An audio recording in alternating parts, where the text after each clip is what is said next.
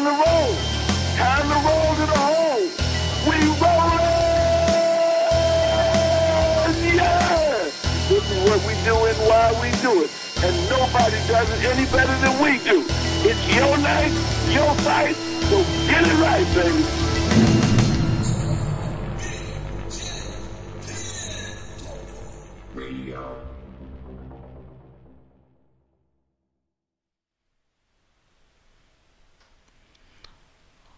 What's up, World Wide Web? It is I, Pedro, and George for BJPenn.com radio. What's going on?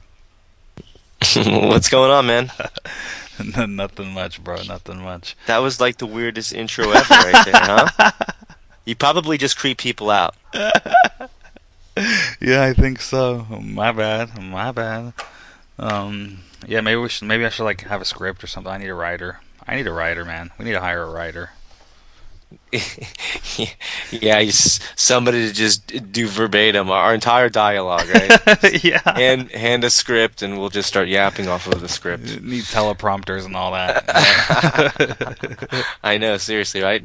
Sometimes I feel like that. Anyway, what's going on, man? Not much. We have a good panel of guests tonight, I think. We're bringing Max Holloway back in just a few minutes here to talk about his fight last weekend with Conor McGregor. Unfortunately, it didn't go the young Hawaiian's way. But nonetheless, it's going to be nice to have him back on the show to talk about his experience in there with the UFC's most hyped fighter to date right now. And after that, we're going to get Martin Kampmann on, who is headlining exactly 1 week from today at Fight Night 27 in Indianapolis. It's always a pleasure to have Mr. Kampmann on. Follow that up with another guy from last weekend's fights, Cole Miller, Cole is disputing his loss with Manny Gamburian, right? We'll get into that a little bit later. So it's going to be interesting to see what he has to say and what the whole process has been like trying to go through the dispute and if he started it yet and whatnot. And then we round out the show with Cyborg Santos, the baddest female on the planet. What do you think, George? Yeah, absolutely. Stacked lineup. Yeah, I'm kind of curious what Max thought of Conor. I mean, he heard we talked to him like right before the fight. He obviously knows a whole lot about him now as far as him being a fighter. I mean, he sat there with him for 3 rounds. Kind of curious what he thought, like if that's what he expected. Yeah, I mean, it wasn't a blowout. I mean, Conor McGregor, I don't think anybody can dispute that he definitely won that fight. But he had to go and fight for 15 minutes, which, if you look at McGregor's resume, he doesn't really do that often. So Max probably definitely his toughest opponent to date. And we'll just check in with him and see how he's feeling, a few days removed. Yeah. Was that what you expected, though, as far as like the offense was concerned and everything like that? I got a little bit more than I thought I was going to see as far as I was kind of impressed by his guard passing, and some of his ground game was pretty impressive too. I guess he adjusted for whatever knee injury he had. He had some sort of ligament, some knee problem, I guess. Was that what happened? Yeah, he sprained his LCL. Is that a ligament in the knee? I think so. Yeah, he sprained that. Yeah, lateral something ligament. I'm not a doctor, so. Yeah. But yeah, that he apparently hurt himself in the middle of the fight and had to adjust because he was handing it to Max on the feet. Yeah. There's no way you can deny that. That's for sure. Max also got hurt. I think he broke his foot or something. He said with the first kick thrown in the fight, so he wasn't really operating 100% in the cage that night either.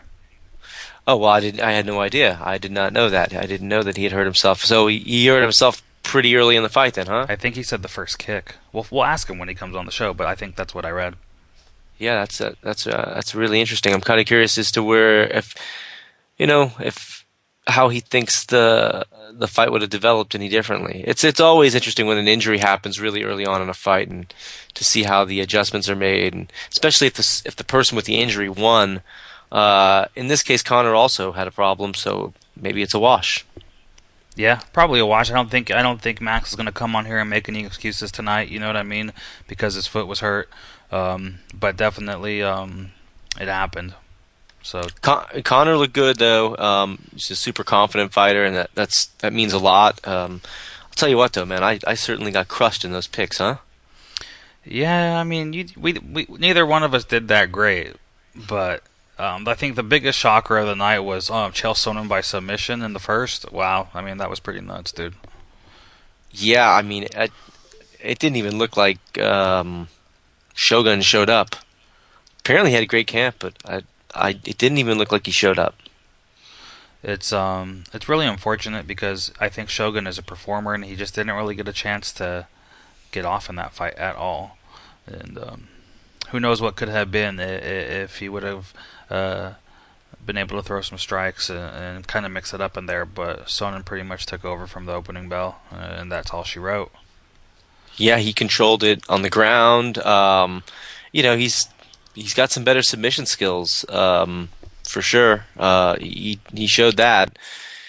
There's just a lot of things, a lot of fights on there, man. I mean, what'd you think about Overeem's fight? What'd you think of that performance? Man, I thought it was going to go that way. I think if we rewind the tape and listen to last week's show, I said he wasn't going to make it out of the first. I pictured that KO or TKO by Travis Brown in the first round, and that's exactly what happened. I think that Overeem could have won that fight had he simply picked his shots better. He seems to always he hurts a guy with a clean, good strike. Obviously he hurt Travis Brown really badly. That fight was, inches away from being stopped. It was close. Yeah. It was real close. It was.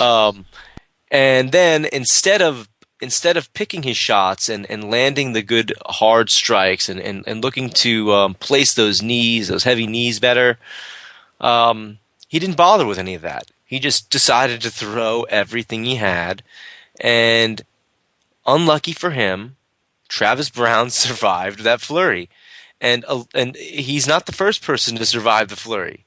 And people are starting to figure out that if you can survive Overeem's flurry, this is simply he needs to conserve. If you're going to be 260 pounds, you need to of solid muscle, mind you, you need to conserve your energy better. Right, and I don't think it was only that. I think that once Overeem tagged him pretty good, and I mean you're right. That fight in my opinion, that fight could have been stopped, and I don't think anybody would have complained about it at all. Okay, except for maybe Travis Brown. But I'm glad it wasn't at this point because they made the right call. Yeah, made the right call for sure. But I mean, it could have been stopped. And I think what happened was Overeem, once he had that confidence, like, oh, I got this guy, he just started plodding forward, and he got clipped, dude. He just started plodding forward, reckless abandonment. Was ready to do it again. Thought he had him, and nope. The chin, man, the chin of Overeem, bro. I don't know. That didn't even look like a. Correct me if I'm wrong, but that didn't even look like a flush strike. It looked like toes knocked him out. Yeah, it was interesting. It didn't look that hard. I mean, it landed right on the chin. And I realized it was just his toes. It was toes. It wasn't a shin. Yeah. It wasn't Gonzaga kicking Crow Cop. It was toes. It was the toes. That's what killed me. I'm like, did he just get knocked out by Travis Brown's toes? I was like, that's ridiculous. I mean, that bad? There were some follow-up strikes on the ground, right? But yeah, I mean, that's pretty much what happened. The toes did it. I mean, I'm pretty sure. I even looked over. I even looked over at people in the room with me, and I said, "Did his toes just knock him out? Did I just see that correctly?" I wasn't sure. And the replay, that's what it looked like. I mean, it didn't look like a hard strike, and I think I've been saying since the beginning that for as long as you've known me, I think I've said Overeem's a little bit of a front runner. Right. I mean, and then I assumed that given that striking coach would have had a little more discipline put into Alistair to not, blow his wad in one shot, because he did the same thing against Bigfoot. He did indeed, and now look what happens. The guy is 1-2 in the UFC. He's dropped his last 2 fights. He was the biggest, most feared heavyweight in the world at one point. His contract is up with the UFC. Is it up completely? His contract is up with the UFC. They're gonna they'll renew him, but he's not gonna get that paper that he wants. I wouldn't be surprised. I mean, I'm pretty sure he'll probably resign. I think that he's a pretty confident human being, and he'll want a chance to redeem himself. But man, he's got an uphill battle now. You know. This was according to Dave Meltzer. Okay, the Mhm. contract is up. So, Pedro, you're exactly right. If you're the UFC, I come to the table and I'm like, you just lost 2 in a row. You got knocked out twice. And what did they do? They gave him a $500,000 signing bonus or $1 million signing bonus. I mean, He's he was paid. He was paid. Let's put it to you this way, okay? When John Fitch got the boot, what did Dana White say? Dana White said, John Fitch ain't cheap. Let me tell you how cheap John Fitch is compared to Alistair Overeem, okay? John Fitch's Target compared to Alistair Overeem's Gucci. Yeah. All right? We're not even talking in the same realm. Like, John Fitch was getting paid like 75 and 75 or something like that. Alistair's getting like 250 just to show up plus a pay-per-view cut. Right. Right. It's not cheap to pay that guy, and I expect them to kind of leverage that against him. Now, whether you can't let the guy go to belt, you could build your entire heavyweight division around the guy, so you can't let the guy go. You know, but if he loses one more, I don't see how you can keep him. Right. Yeah. If he loses one more, especially, I mean, if he loses his next fight, then he's definitely toast, bro. But overall, the UFC's debut on Fox Sports 1 was very entertaining, right? Yeah, I thought so. I mean, like they were all good fights, like from the prelim to the the Facebook fights. Like all the fights were really good. They had good finishes. Again, some surprises. I didn't really, I didn't do too well picking fights. Joe Lozon. I picked Joe, and the exact Joe wasn't even remotely able to get the fight to the ground. He looked like he had a really, really bad night. And Matt Brown, you picked Pyle to take that, and Matt Brown didn't even give Pyle a chance to breathe in the cage. You're right. It was over before it started. So, but who goes in and finishes Pyle like that? Really, all the time. Usually you can beat him up, and he's kind of like he's really gritty. But Matt Brown said hell with that, came in there and just put it on him. And then what did you think about Uriah Hall? Because he didn't really perform, and we both picked that fight wrong. I think or did you pick? I picked John Howard. You did pick John Howard, so Yes. forgive me for putting that on you. I picked Uriah Hall for sure, and Dana White had something interesting to say after the fight. He said basically that Uriah Hall is not a UFC fighter. He doesn't have the right mentality. He's too nice of a guy, and it was like a high five contest instead of a MMA fight. Yeah, he's been Felipe Novered. Yeah. He got Felipe Novered. It's about what I thought. Uriah Hall likes to stand and throw hard strikes. He throws them from weird angles. He is really athletic and fast. But John Howard likes to sit there and throw too. And I figured that Howard was going to get the better of that, especially with like leg kicks and things like that. Like it's kind of like a bad style matchup for Uriah Hall. Very bad style matchup, you're right. I think that if he wouldn't have got somebody who's such a well-versed striker, somebody who has that in them, he probably would have had a better performance. You know what I mean? Yeah. Just to the listeners out there right now, too, we're having a surprise guest tonight. Right after Cyborg Santos, we're going to have Brad Tavares on the show as well. So, Adam, definitely tweet that out. Mr. Tavares wants to come on the show tonight. We're going to get him on. We're going to make room for him. So, that is that. Excellent. Sounds good. Brad also fights next week. So, George, start taking notes, buddy. We have a stack. We have a stack lineup, even more stacked than we thought. Yeah, absolutely. There's a lot of people. We got a lot of people to get to tonight, so we'll have to we'll have to manage time, but we'll be good. We are always good, buddy. Always. Yeah, the fights though themselves, I thought were really good. I thought it was a great showing, and the ratings definitely reflected that. So they should definitely be happy with that number. I think by all accounts, it was a very good rated event. I mean, for a launch of a network to be running like 1.7 million viewers or something like somewhere in that neighborhood, 1.6 or 1.7. Yeah, it was right around 1.7. I mean, all three. You could add up all of Fightmaster and Bellator's shows for like 4 weeks, and you can't get that many viewers. Oh, well, we can't even compare the two. Like Dana White said, his video blogs do more hits than Bellator, and that's actually true, dude. Like, that's actually a factual statement, which is completely pathetic on Bellator's part. No offense. We do support Bellator on some of our other shows, bjpen.com, and we do have a friendship with their welterweight champ Ben Askren, so no knock on them. They're not putting the pieces together right, and they're not getting the viewers. Oh, but I don't even think Ben would argue that. He came on one of our sister shows and said the same. I'm not fighting guys that are that good. You want to test yourself against guys who are good. There's one place to do it, but it's again, it's kind of difficult to tout yourself as that premier organization when nobody really knows who you are. As far as your athletes, but they have some good ones, man. I will say that there's a couple guys that they have under long-term deals that would be excellent in the UFC. Michael Chandler is the first one that comes to mind.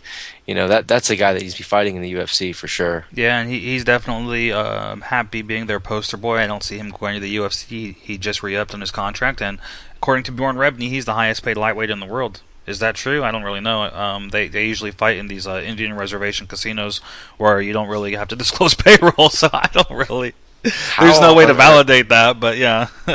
I would love to see some numbers to support that claim, because we know, you know as well as I do, the sponsors are not going to pay you the same type of money. That doesn't count. It's not true. There's no pay-per-view model besides the one-off event going down in November with Rampage and Tito headlining the fight. You know what I mean? I thought something really interesting too. It looked like King Mo's fight with Emmanuel Newton was for an interim light heavyweight title. When I got the press release, their poster said that. Their poster said interim light heavyweight title. I thought that was interesting. Well, what's his name is out. He's injured, right? Didn't they had a? But that's their first interim. Is that their first interim title? I don't really know, dude. Honestly, I really don't watch Bellator that much. Yeah, that would be their, because the champion is hurt. I believe the champion is hurt, and so that division is made for King Mo. Well, that's the whole thing, and that's my point. Is they're any excuse they can get to get a title around that man's waist. You know what I mean? That's what they're gonna do. So. Yeah, and that seems to be par for the course at this point. I don't really know how that pay-per-view is going to do. They're loading it up as much as possible. I don't know. I'm not sure what all they're going to get on the underside of that card. I'm pretty sure they'll book War Machine in there, and they have to. They have to put Saunders on there. They have to put War Machine. Maybe those two against each other. I don't really know. But yeah, they have some matches to make. They can put the Pitbull on there and all that stuff. And yeah, they have some good fight, and those are like intriguing matchups for a hardcore MMA fan. Like, absolutely. Like, yeah, they are. If you and I are sitting there and we're like, man, I'll watch that show, because it is an intriguing matchup for the hardcore MMA fans, and I'm not talking about the people that they're wanting to sell their pay-per-view to. Yes, of course, everybody wants to sell to the hardcore fan, but the big, you make your money selling it to the general fan, and that's where they need to be aiming their demographic towards. And really, it's going to be difficult without having that name, and you're banking on Rampage and Tito being like the catalyst for people to buy that pay-per-view, and then you're hoping they buy that pay-per-view because of Rampage and Tito, and then they see Michael Chandler fight, and they see an Eddie Alvarez fight, and they want to come back and they'll want to buy the next show and want to see them fight again. Right. Oh, okay. I understand that. Well, the thing is that how confident are you that Rampage and Tito is going to draw on pay-per-view? They might draw. I mean, here's the thing. Tito Ortiz is a huge star out here in California, right? And so is Rampage Jackson. So those two combined, if they just really heavy market them out in California, out here in the Southern California area, Orange County, Los Angeles, there are millions and millions and millions of fight fans out here alone. You know what I mean? So they could have some minor excess again. I already predicted they're going to do less than 500,000. less than 50,000 buys on that pay-per-view, but there's potential. Anyways, let's get on with the show. Let's get off Bellator. This is a jock strap right now. We got Max Holloway on the line, who's coming off his tough fight against Conor McGregor last Saturday night. Max, what's up, bro? Oh, what's up, buddy? Not much. How you feeling today, man? A few days removed from your fight. Feeling great, man. You know, got injuries, but that's about it. Can't wait to heal up and get back in there. Okay, right on. Let me ask you this: did you get injured early in the fight? Did I read correctly that you kind of hurt your foot in the first round, first kick thrown, first couple kicks there? What happened? Yeah, everybody's I didn't really want to use it as an excuse or use it as anything, but this guy McGregor's is blaming me for a lot of things of the fight. I twisted my ankle. I hurt my ankle super bad. The first minute of the fight, the first 30 seconds, I leg kicked him. I kicked him in the knee, and then straight underneath the first minute, I threw a high kick. I kicked him in his elbow, and after that, I couldn't move at all. I felt crippled. And it is what it is, and it happened, and there's nothing I could do about it. You do feel, not to make excuses, we're not gonna put you on blast like Max Holloway is making excuses or anything like that, but you do feel that unfortunate circumstance kind of affected your performance a little bit?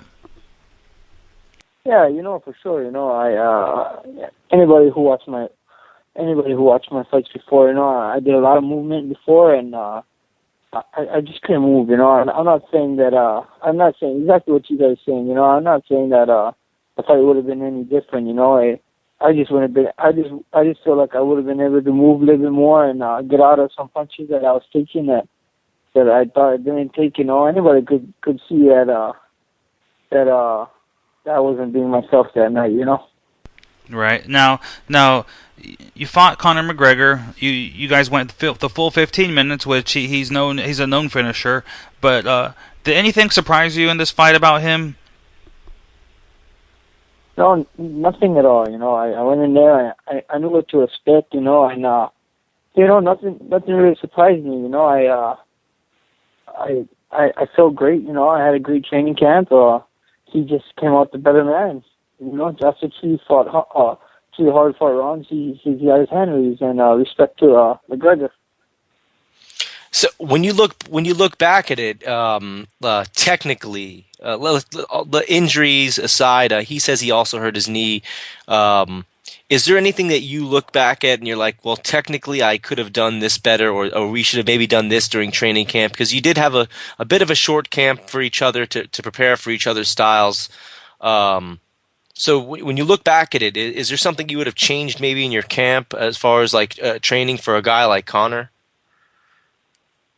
No, nothing at all. I felt great. My cardio was great. I felt awesome. I felt on. I didn't let the crowd get to me. I didn't let all the Twitter people get to me the week of the fight, and I felt great. I felt on. I was ready. And just unfortunate that that the way it played out. And it is what it is. All we can do is get back to the drawing board and just get back on a winning streak. So how quickly do you expect to try to get back in the gym? Do you need to get your ankle looked at, or have you gotten it looked at yet? Yeah, I hurt my ankle in the first I hurt my ankle pretty bad. I think it's kind of swollen right now. My foot and my ankle, it hurts a lot. I can't put too much weight on it. I get my right elbow checked. I hurt my right elbow in that second round. So I got a bunch of injuries from this fight, and I just can't wait to go check it again. I want to go check it this Friday and see how long the wait is. I want to get back in there before the end of the year. I need one more fight, and right now I'm 1-2 for this year. I gotta get a win this year. So he was saying that he said after the fight that he hurt his knee. I don't know if he hurt it sometime in the first or in the second round, and that it kind of no, he hurt his knee. He hurt his knee at the end of the second round. It was the last 40 seconds of the round. I heard him scream when he was trying to pass my half guard. I heard him scream, and it is what it is. He's saying that he heard it early or whatever, and that's why he didn't finish it, whatever. But he heard it at the end of the second round, so I don't really know how come he couldn't finish me in the beginning of the first round or the second round. He heard it super late in the first round, the last 30 seconds, then. That's the only thing that really bothered me about the whole fight.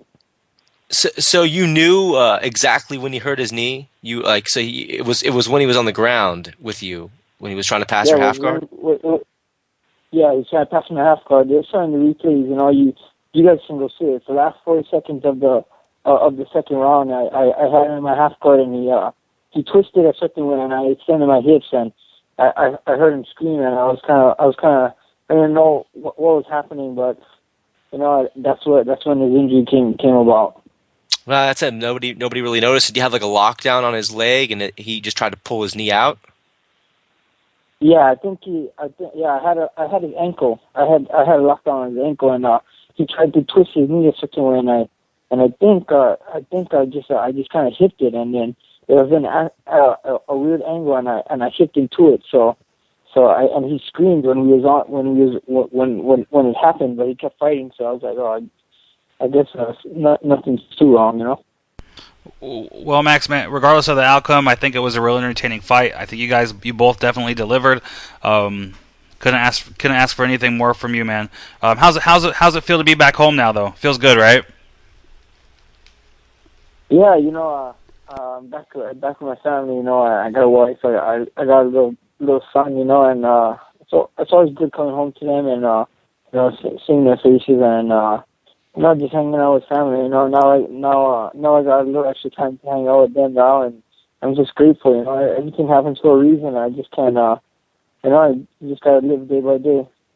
Right on. When do you, obviously, like you said, you have some injuries, you have to nurse and get better.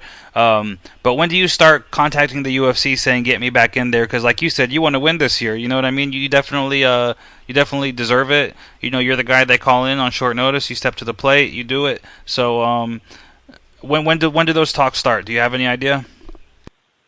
I talked to my manager. I want to go to the doctors. I want to see what the doctors say, and then as soon as we get the green lights or some information more on top of these injuries, I'll go ask. I'll go tell my manager. Go ahead. We just don't want to ask right now and get a fight booked and then call up like 2 to 3 weeks or 4 weeks saying I won't be able to make it. I want to be 100%. I want to and I just want to be 100% ready for my next fight. Okay. Now, one thing that people were talking about, I don't know if you're aware of this or not, but before your fight with Conor, they were saying, this is one of those fights where, the UFC might be rushing both these guys because you're both very talented young fighters, and both could easily rise through the ranks in the featherweight division over the next year and a half, 2 years, and then put that fight together when you have a lot of momentum going. Now, there's still that opportunity, even though things didn't go your way last Saturday. Do you think that in the future you guys are going to have to fight again? Who knows? UFC only likes to put together rematches when it's a title fight or when it's a number one contender. So I'm only 21. He's 20, 24 or 25, one of it, and then. Who knows? Next couple of years, 2 years from now, it might happen. And it might not. And I'm perfectly fine with that. If I get the rematch, it'd be great. But if not, it is what it is, and I just keep fighting. I just keep doing whatever UFC asks me to do, and just climb my way to the top. All right. Right on, Max. Well, you're a real young guy. We know that the sky's the limit for you, and definitely you're going to be back. You're going to come back strong. We know it. So thanks very much for taking the time out tonight with us, man. Oh, thank you guys. Thank you guys so much. All right. Have a good night and rest up and come back strong. And when you get that fight book, let us know. We'll get you back on the show. Oh, for sure. Thank you guys so much for the support. Have a good one.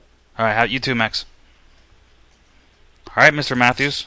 Hey, that's really interesting stuff right there. About kind of took us into the fight. I had no idea that happened or that he knew that happened. He knew when his knee was hurt.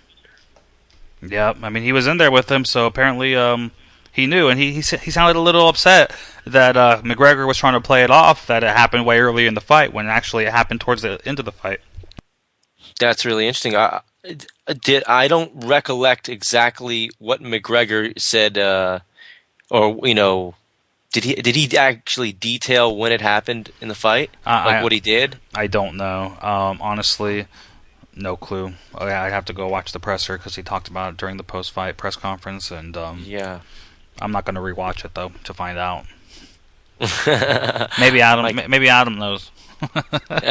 Yeah, I remember him saying that he didn't say he heard it at the end of the second round. He said he heard it at the end of the first round, or something like that. I believe it was something like that, and that was kind of why the second round was a wash, and the third round was, I mean, he did some good grappling. I mean, he busted knee or not, he was able to pass the guard. Yeah. So, it's in the past now, and Max, he's 21 years old, right? Isn't he 21? I mean, yeah, he's a kid. Put that into perspective. He has a bright future ahead of him for sure. Yeah, absolutely, and he's already had those shining moments in the UFC. He'll get better from here on out. This is going to make him better. It's like the fights like that are the ones that is going to make that kid way better. Like his next fight, I feel sorry for the guy. Yeah. Now next up, moving on, we have Martin Kampmann, right? He's fighting in the main event against Carlos Condit a week from tonight, actually, on UFC on Fox Sports 1, Fight Night 27. This is a rematch. Martin Kampmann took the first fight from Carlos Condit. What do you think about this rematch, man? I expect Kampmann to come out full of like with really something to prove, regardless of how the first fight went, because I think that at this point, the winner of this fight, especially if you can do it in a really entertaining, dominating fashion, you put yourself in line for the winner of the GSP Hendricks fight. I think you really kind of make your case. Either that, or I mean, there's a few things that can happen. You heard that Robbie Lawler is fighting Rory McDonald now, right? If Robbie smashes Rory, he puts his name in the hat too. If Rory smashes Robbie, he puts his name in the hat. Obviously, he won't fight George St. Pierre, but George St. Pierre might not be the champ after he fights Johnny Hendricks, and then that could open up the division. There's a lot of possibilities. I think Kampmann's one of these guys that every time he gets in a situation like this where he fights somebody who's in the upper top three and is a step away from a title shot, things don't always go his way. He's been the recipient of some bad decisions, and he's coming off a quick loss to Johnny Hendricks, and I know he's going to be hungry, and this is a tough test. Their first fight was very close, man. It was very close. It was a split decision, and I mean, anything can happen, I guess. Yeah, I expect it to be a really good fight. I think that it's going to be a little bit of a tougher. Condit's going to be very confident, given his most recent performances against guys like GSP and Diaz and things like that. He's going to have some confidence that he didn't have probably going into that Kampmann fight the first time, and that's going to make a little bit of a difference too. And I expect that Kampmann is gonna come in trying to steal that shine. I mean, here's the thing. When they first fought, it was Carlos Condit's debut in the UFC. Mind you, he was the reigning WEC champ going in, and he had a lot of hype behind him and all that stuff. But it was his UFC debut, and as you know, and as most people know who are more than casual fans of the sport, that first fight in the octagon is something special, and the nerves get to a lot of guys. That being said, Martin Kampmann's a tough dude, and Martin is very well versed in the stand-up realm, and it's just gonna be an awesome fight, dude. Just like their first one, I see this staying on the feet.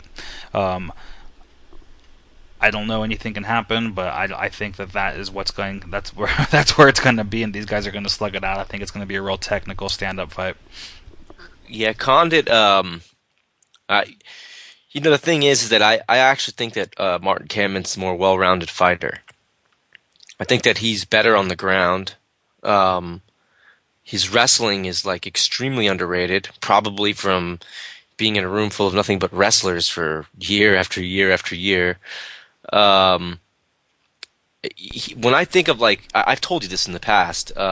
When I think of like well-rounded fighters, he's like one of the ones that first comes to mind in my head. He is very well-rounded. He has like like very good submission skills. He's got like very good wrestling. His takedowns and takedown defense is both, very good. I actually think that he's a little bit better on the ground than he is at kickboxing. He's been like tagged a lot kickboxing, against like people who aren't necessarily supposed to be. I mean, he's gotten beat up against some. He's come out on top in some of those fights too, but he's definitely taken some licks. Whereas I see a lot of times he gets guys and he moves like a very fluid jiu-jitsu guy on the ground. He's got good takedowns.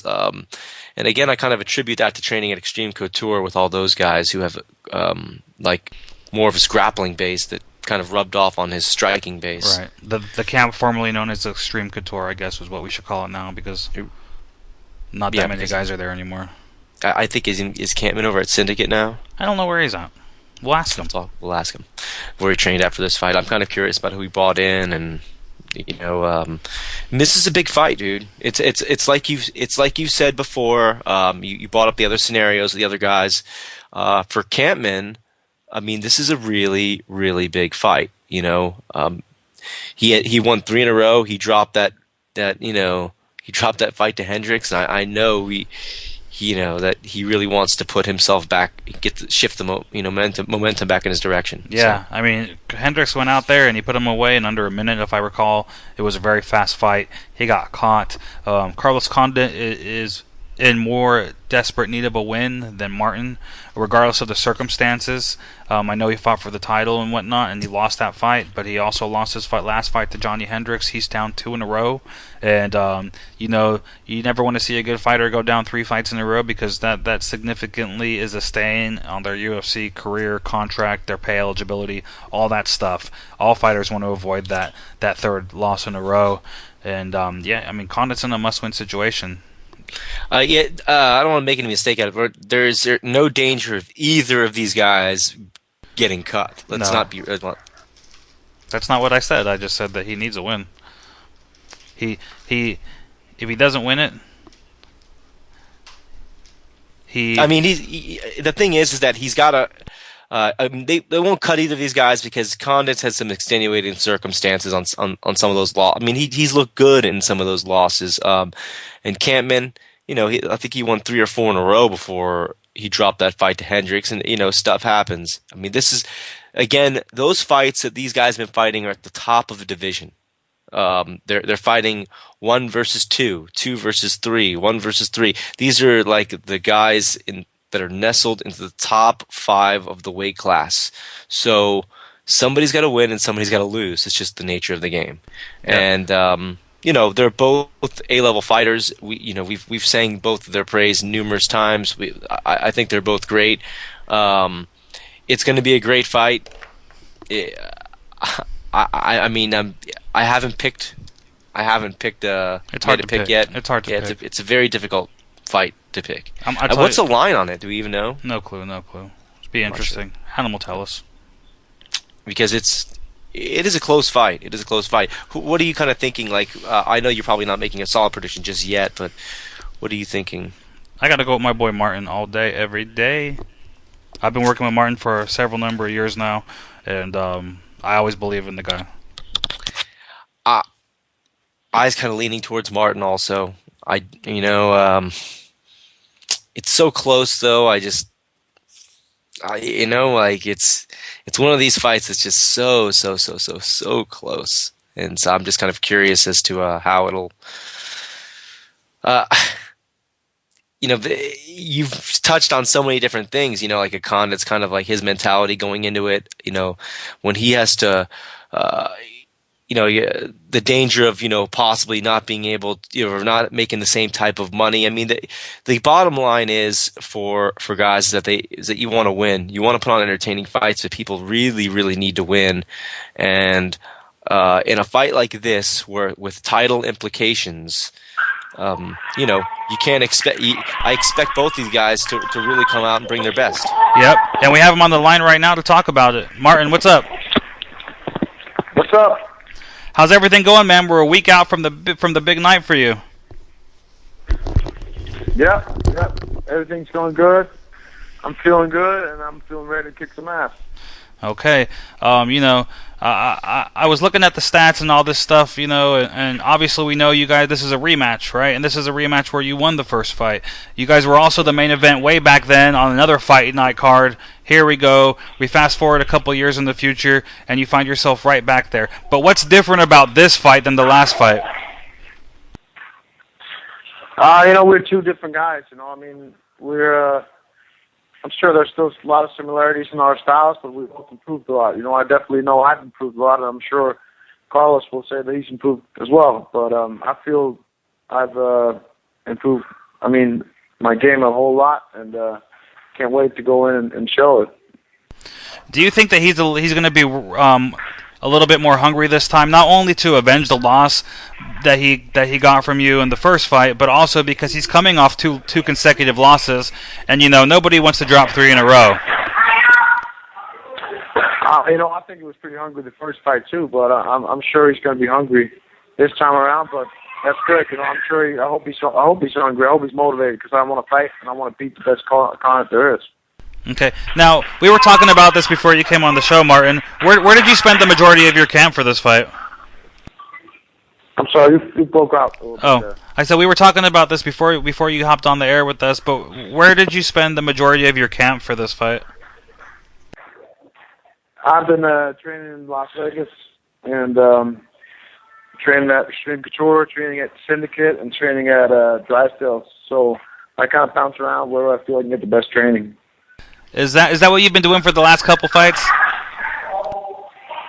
For the last what? Is that what you've been doing for the last couple of fights?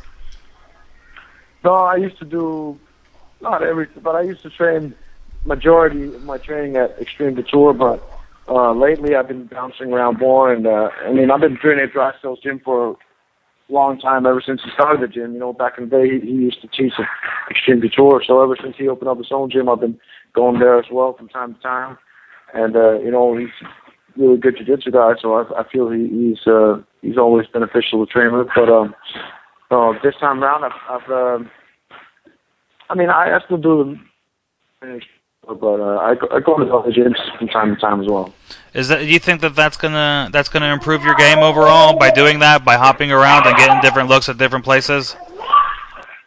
It's not some what I'm just trying to get the best guys. I'm trying to get the best possible training. But we have a ton of great guys to work with in Vegas. It's just that we also have so many gyms that people are spread out all over, and sometimes I'll get guys to come and meet me down at the Coutures, and sometimes I'll go to the other gyms and train. So it kind of depends. But I feel I've gotten great training camp in, and I feel mentally ready, and I feel great. I'm ready to kick some ass. So we spoke about it before, and obviously it's a rematch and things like that, but it's a big fight for both of you because it really does have title implications. You're a guy that's been on a streak and have had a lot of success against high level guys in the division. You're top ranked also in the division, as is he. Regardless of the 2 losses or not, you guys are really kind of looking to step in line for that title shot. So, with that said, when you look back at the last fight, do you change anything different as far as do you try to bring in somebody specifically to try to emulate the things that you saw in Carlos's game and the recent changes he's made to his game? Yeah, I've had some tall, lanky guys come in and spar me, and I've had some good Thai boxers, good stand-up guys to work with that can throw some of the unorthodox stuff that he sometimes throws, like switch knees and spinning elbows and stuff like that. And I feel I've gotten a great look in sparring to mimic his style and his reach and length. And I feel that that's helped me get ready for this fight. Right before you got on the air, we were talking about the style-wise and about you and Carlos. And what I was telling Pedro is that, and I've said it numerous times throughout the years, is that when I think of a well-rounded fighter, you're actually one of the first fighters or the first fighter that comes to mind. And it's really strange because Thank you. you were a striker or billed as a striker, but your wrestling and submissions have really shined through as being just as good, if not even better, than your striking. When you look at Carlos's game, do you see a well-rounded fighter too, or do you look at him and say, well, I really am better him in these areas. He's not bad here, he's good here, but I know I'm better than him here. I think Carlos is a very well-rounded and dangerous fighter. I think he's got some dangerous submissions as well, especially from his back. He's got a very dangerous and very active guard. He's got great, triangle arm bars and attacks, and he'll kind of switch that armbar attack over to a leg lock attack. So he's definitely dangerous, and he'll chase that submission even when he's in bad positions. And also in the stand-up, he's very dangerous. So I think he's very well-rounded, and thank you for the compliment. I feel I'm a well-rounded fighter as well. I feel I'm capable of finishing the fight wherever it takes place. And even though I was billed as a striker coming in the UFC, I've grappled for a very long time. Even before I came into UFC, I grappled for a very long time, and I don't know why, but people never really seem to put any emphasis on it. But I've grappled for a very long time, and I feel very confident in my grappling as well. Now in this fight, Martin, is this something where you see you guys going out there and putting on a real entertaining back and forth type of stand-up fight, or are you going to take this fight wherever you need to go to win? I mean, what's the thought process going out on fight night? I feel confident fighting in the stand-up. I feel confident fighting on the ground. So wherever the fight goes, I'm ready. And I just want to go in and mix it up. I want to definitely threaten him in the stand-up. I want to go in and land some bombs on him. But if he gives me a takedown, I'll take him down and then land some bombs on him on the ground too. But I'm coming in with with an open mind to fight the fight wherever it goes. I feel confident wherever it's going to take place. Okay. Now you've had a pretty lengthy layoff too, man. Tell me about that. What have you been up to in the past 7 or 8 months or so since you fought Johnny Hendricks? And do you think that plays a factor going into fight night? This lengthy layoff you've had?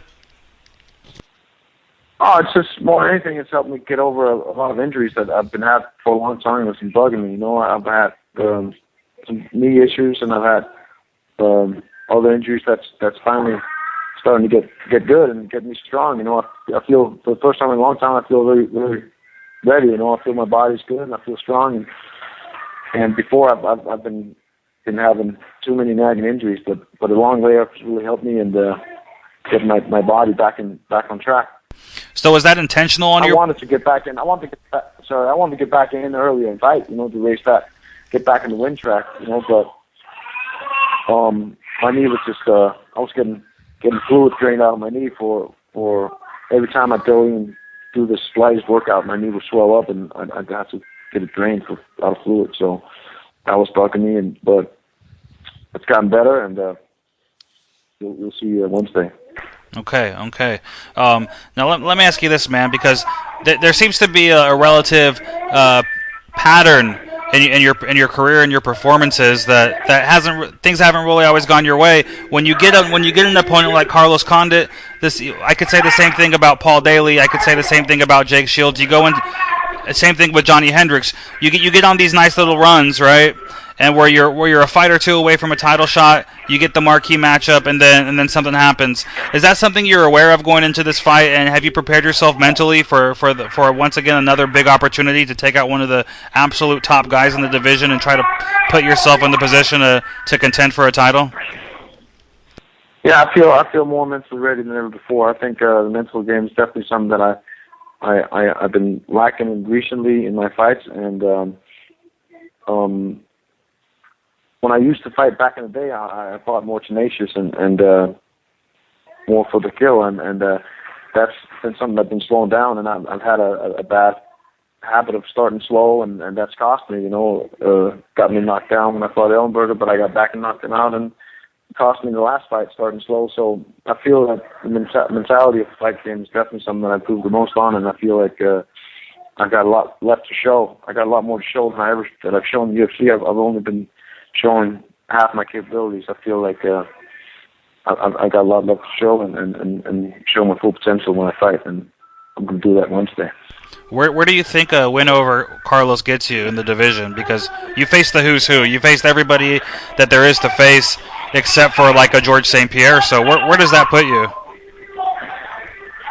I'd love to fight George St. Pierre. He's considered the all-time best at welterweight.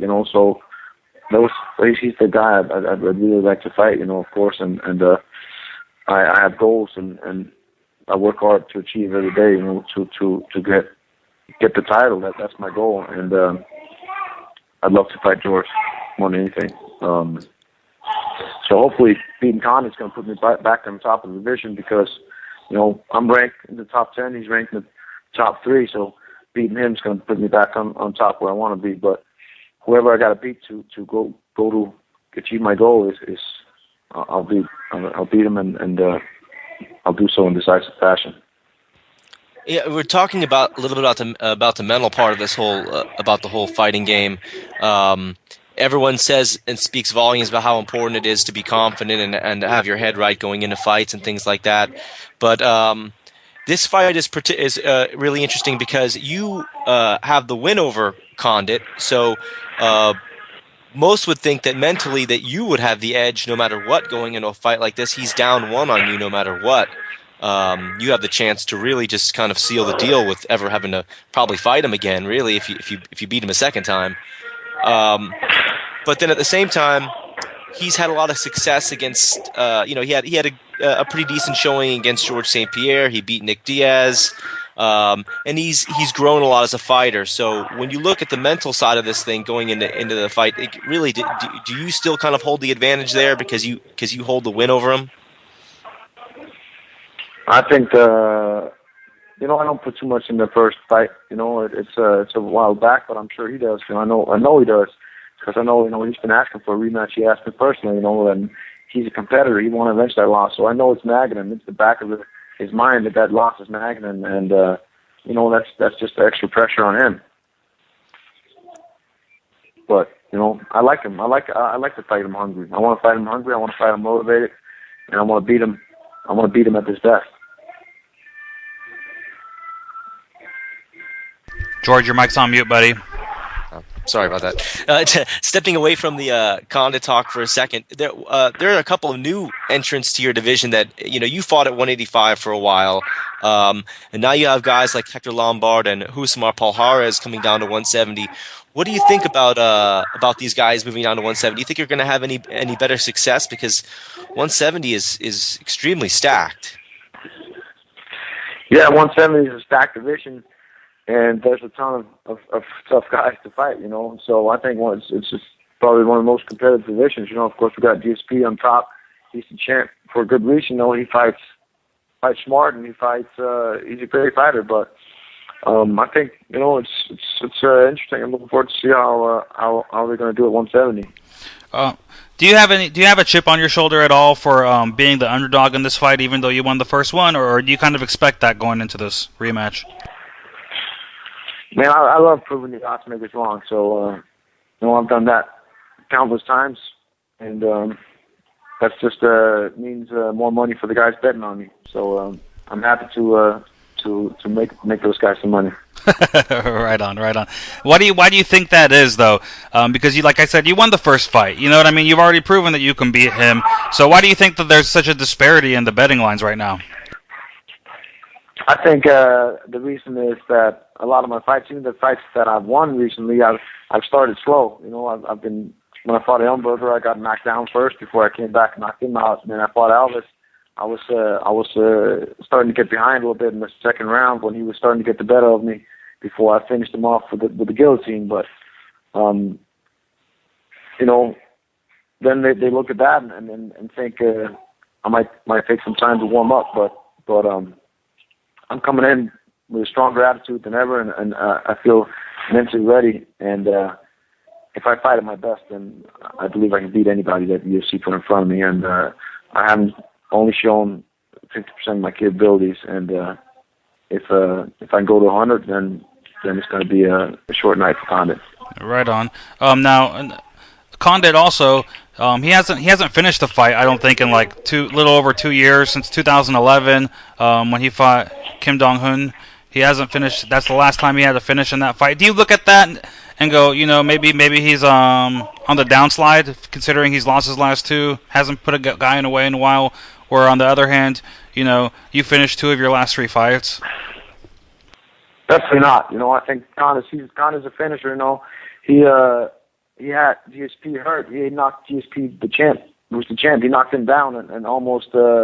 GSP was at the brink of defeat. He was trying to pound him out after he knocked him down, and he'll throw crazy unorthodox stuff. He'll go for submissions from bad positions, and he'll chase for the finish. So I've got a ton of respect for Condit.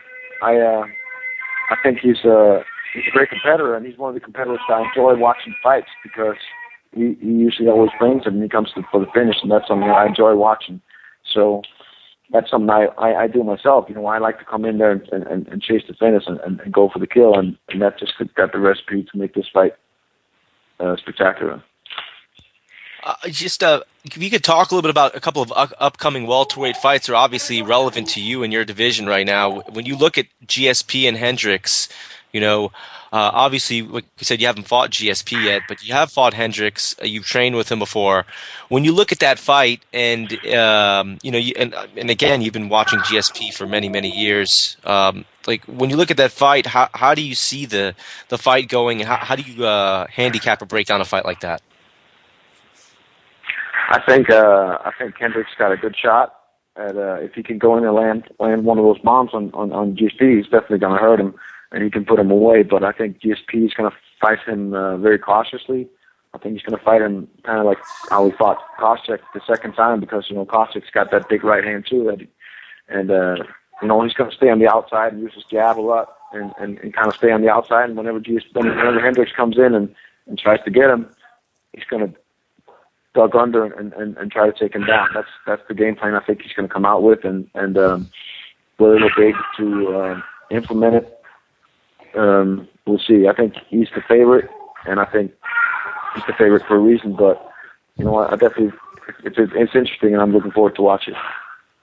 The other fight that we were talking about before you got in the air that's relevant to with title implications is a fight that's being talked about is Rory McDonald and Robbie Lawler. Robbie made his return back to the UFC. He's been on quite a tear. He's been impressing a lot of people. What do you think about that fight? And would you be looking to fight one of those guys down the road? Are those two guys you're looking at? I want to fight the best guys in the division. I want to fight the top ranked guys in the division. Those are the guys I want to fight. So whoever it's going to get me closer to getting the title, that's the guys I want to fight. And, right now, Carlos Condit, he's one of the top ranked guys in the division. So that's the guy I got my eyes set on, and that's the guy I'm going to beat on Wednesday. And after that, we'll see what's next. All right, Martin. Well, you've been real gracious with your time tonight, man. I just want to ask you for one more thing before we let you go, and that's just to cut an awesome Martin Kampmann promo for this fight. You're one of the kings of promo. I think your promo game is one of the most underrated in the UFC. You always know how to talk the right amount of trash in the most respectful way about your opponent. So give fight fans out there an idea of what they can expect next Wednesday by tuning into Fox Sports 1. I'm sorry, you broke up like a bunch of times when you were saying all that. I only heard half of it. Oh no, man, that's terrible. Let's see here. It sounded good though. Whatever you were saying. What I'm saying is, you have the most underrated promo game in the UFC, in my opinion. You always know how to talk the right amount of trash in the most respectful way about your opponents. And I wanted you to cut one promo for us. Tell fight fans that are listening what they can expect and what you plan on doing to Carlos Condit next week on Fox Sports 1. I got 5 rounds to go in there and get the finish. Carlos Condit, I know he's going to come in there and do his best to finish me, but I'm going to get my hands raised in the end, and it's going to be a scrap. It's going to be a war. Okay, I'll take that, man. You usually say I'm going to kick his ass. I get a lot of ass kicking stuff from you, but We're gonna play the conservative route tonight. I am gonna kick his ass. I am gonna kick his ass.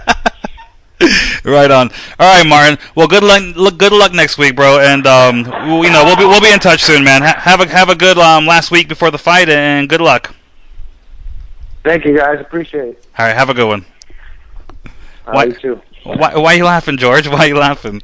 You're just begging to get a little bit more shit talk. Is that it? No, I mean I'm like hyping up his promo game. By the way, is my mic fucked up? Your mic sounds. It's like when you continuously talk, it's like cutting the feed on it or something like that. It's really weird. How strange. How vid. Yeah, I don't know. I don't know either, man. Yeah, no, but he does. He has an awesome promo game. Martin Kampmann's like, I'm gonna kick this dude's ass and fuck that and fuck this and I'm the man. You know what I mean? And I guess you can't really ask him to do it on command though, huh? Yeah, this is organic, man. Like he just does it like when the time is right. You're trying to push him for shit talk. Can't push anybody into that. You gotta let it flow. Yep. True. Lesson learned. All right. I'll tell you this though. Even after talking to him for the last half hour or so, I am not any more at resolution to who I think will win this fight. I'm still just as confused. The matchup is close. I think Martin is more well-rounded. It's tough to say who's got the edge, like more confidence going into it. It's just a really, really tight matchup to call.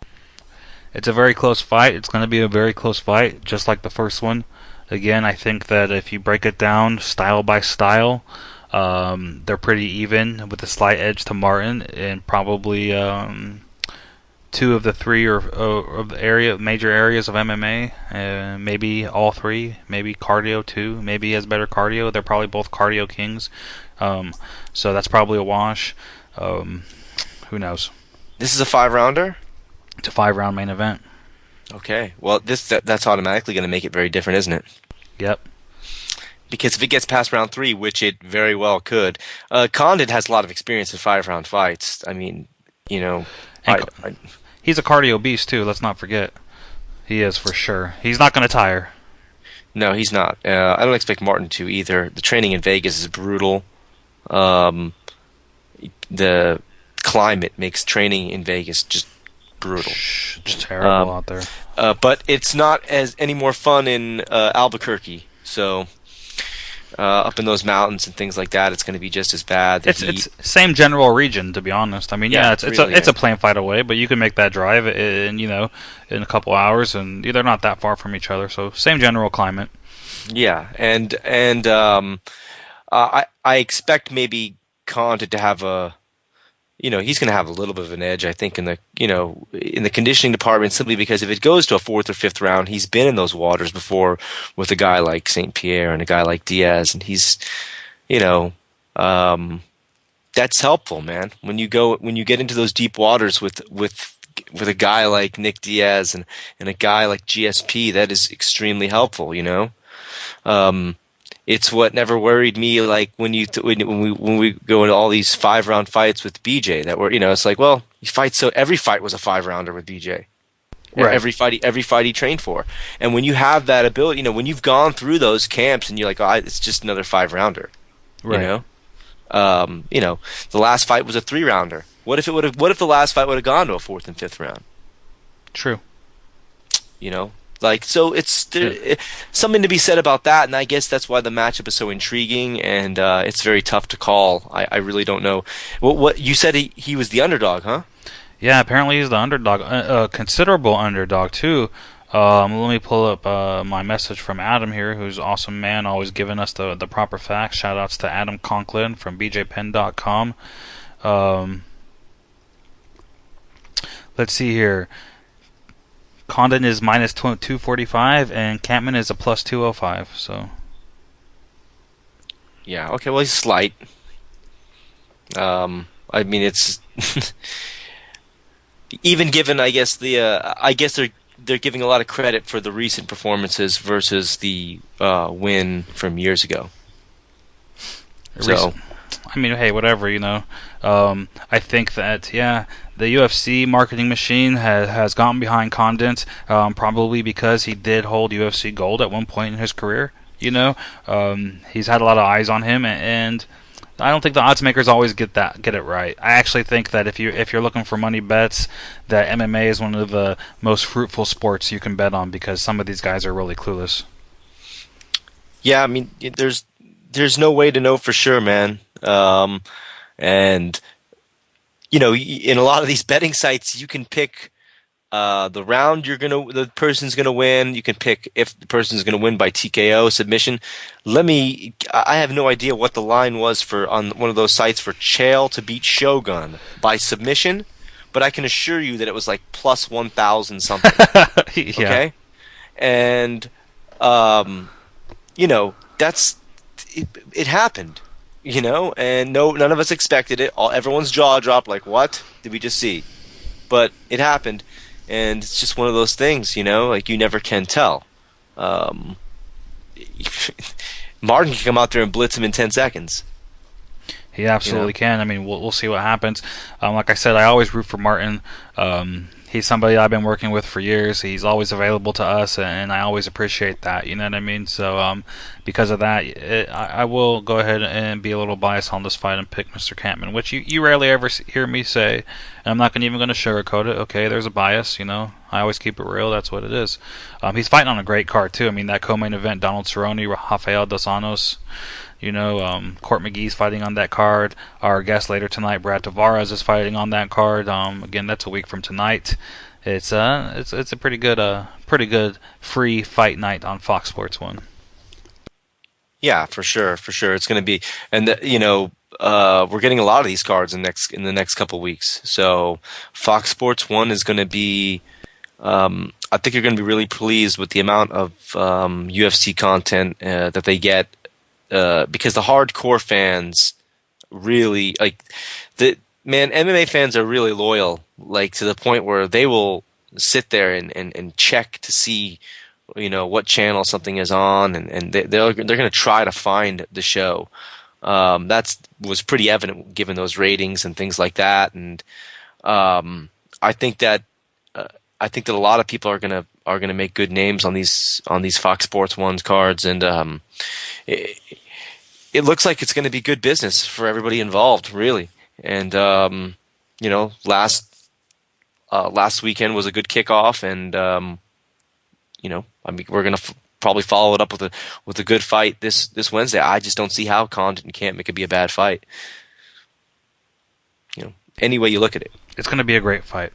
I'm really excited for the fight, honestly. In fact, next week is full of great fights. I mean, next Wednesday we have the Kampmann vs. Condit card. Then that Saturday we have the Henderson vs. Pettis card. I mean, next week is just solid. I mean, my writers and the whole staff at BJPen.com, and we have to be on our A game because we got a lot of fights going on next week. Yeah, there's definitely a lot of stuff going on. There's, a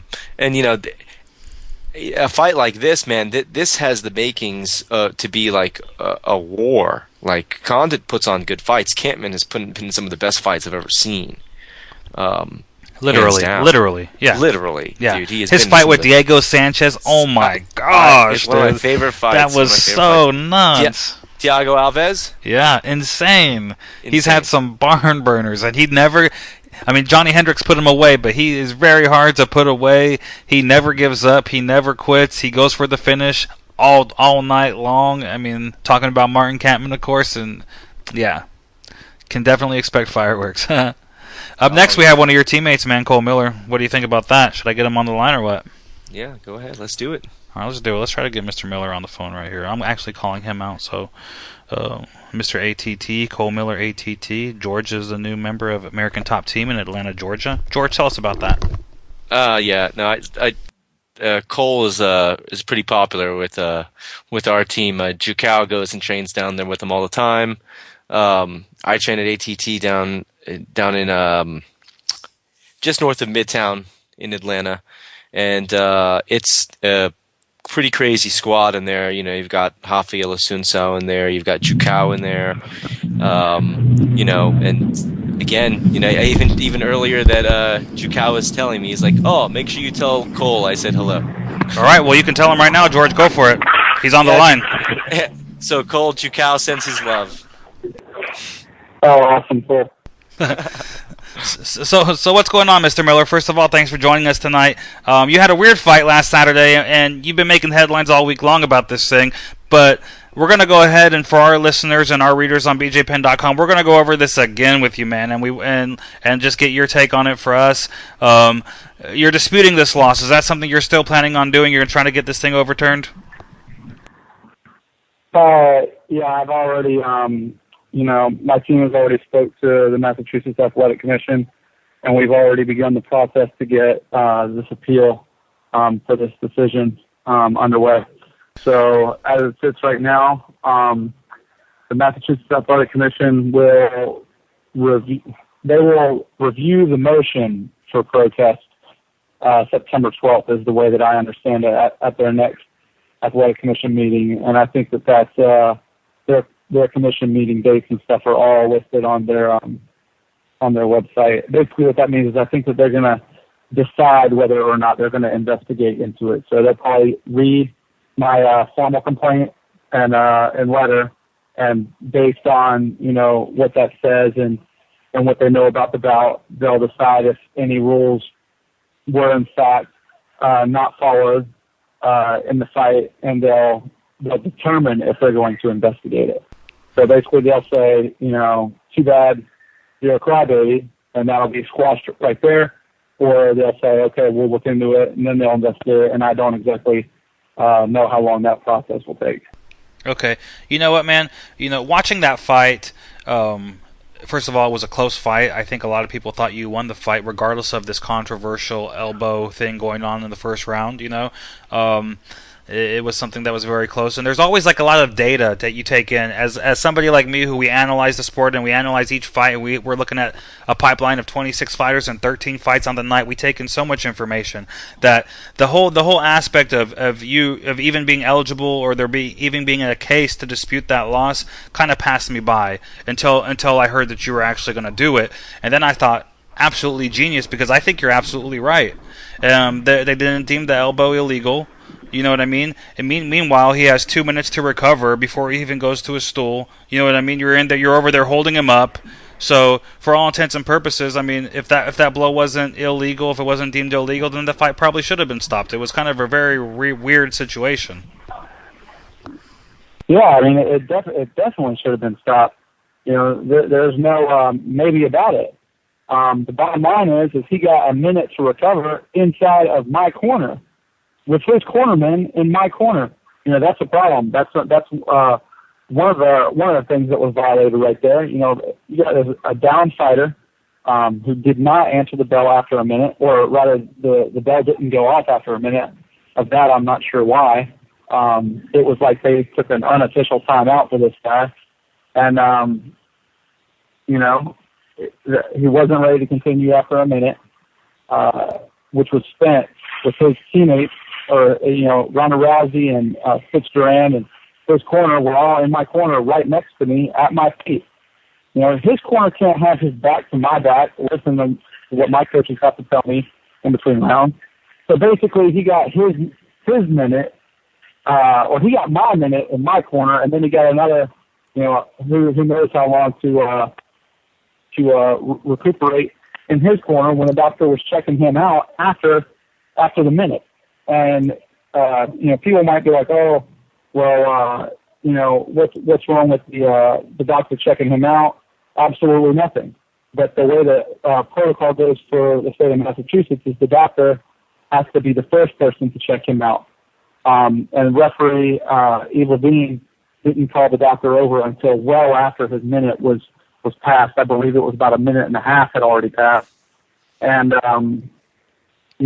his corner were the first people to provide aid to him and check him out, and these types of things, and they are not allowed to do that. So let me ask you this: you land the strike. I can tell you that visibly it looked like I don't think it was any question about whether it was legal or illegal, but a lot of people thought that you landed the strike, the round came to an end, and that he was milking it a little bit. It looked like he might have been milking it. And did you know right away that you had landed a significant strike and that he was hurt? like right when it happened? Oh yeah, I could tell you with her. I threw the elbow with as much force as I possibly could have. And when you're talking about, that region of the head, when you throw an elbow at the region of the temple, really close to the ear, the temple, back of the head area, that is the area that really affects the equilibrium the most. And I had no doubt that the fighter was hurt. I sat there when he collapsed at my feet. I'm over here, trying to be a good sportsman and be a martial artist for this guy that's been fighting since the 1990s, who's a judo black belt, who fought for the world title, who beat a world champ, who also has an extensive martial arts background. I'm just trying to, by some sportsmanlike conduct and behavior on an event where this city in Boston didn't even want us there, when they were saying the UFC promotes violence. It promotes violence against women, and it promotes rape and stuff like that. And I'm over here just trying to be a good sportsman and be a good representative for our sport and care for this down fighter. Where at that time everything happened so fast. I'm unsure if I hit him in the back of the head. I didn't aim for the back of the head, but things happen so quickly. You never know. But regardless of that, I shouldn't be punished for that behavior. So while this is all going down, you land this strike, the buzzer comes to an end. The camera goes to your face, and you obviously look you don't look like you really wanted to finish. You look like exactly like you described, respectful and concerned for the possibility that he was very hurt. That's what it looked like to the viewers watching. So as you go back to your corner and you're waiting to see, it doesn't even. Okay, first let me stop you. Let me stop you right there. Mm-hmm. There's not a process of me going back to my corner. Mm-hmm. We were in my corner. Okay, you were already there. Just so the fans get a good understanding of what happened. Mm-hmm. I did not linger in the middle of the cage. I was not in a neutral corner. And I hung out with Manny for 30 seconds, and then I went to that didn't happen. He fell at my feet in my corner. This process of me going to my corner was me turning around and sitting on a stool, taking 0 steps to do so. All this happened in my corner. So are you wondering, as this time is elapsing and the doctors are coming in there and they're checking on him, it really doesn't look like he is going to be able to continue. And it looks like it should be stopped. He's not really answering the doctor's questions and looks completely disoriented. Are you thinking as this is going on, are you like, is this fight, like, plenty of time has gone by, why haven't they stopped this? Or are you just like, I'm getting ready for another round? Like, what's going on through your head? Well, at first I was wondering whether the fight was over or whether they were going to DQ me or deduct a point. That was initially what I was wondering. Because like I said, I didn't aim for back of the head, and at that time I try to be neutral. It could have been. Things happen so fast when you're in the fight. Going back and looking at the video and things like that, it was not an illegal blow. But I was just thinking, all right, they're going to deduct a point. They're going to DQ me, or they're going to defend me the winner of this fight. And then when my corner was like, Cole, and I sat on my stool and started listening to it, and by that point, when it was actually happening, I started to tune some things out and start preparing for the next round and taking instruction from my corner as they were giving it to me as if the fight was going to continue.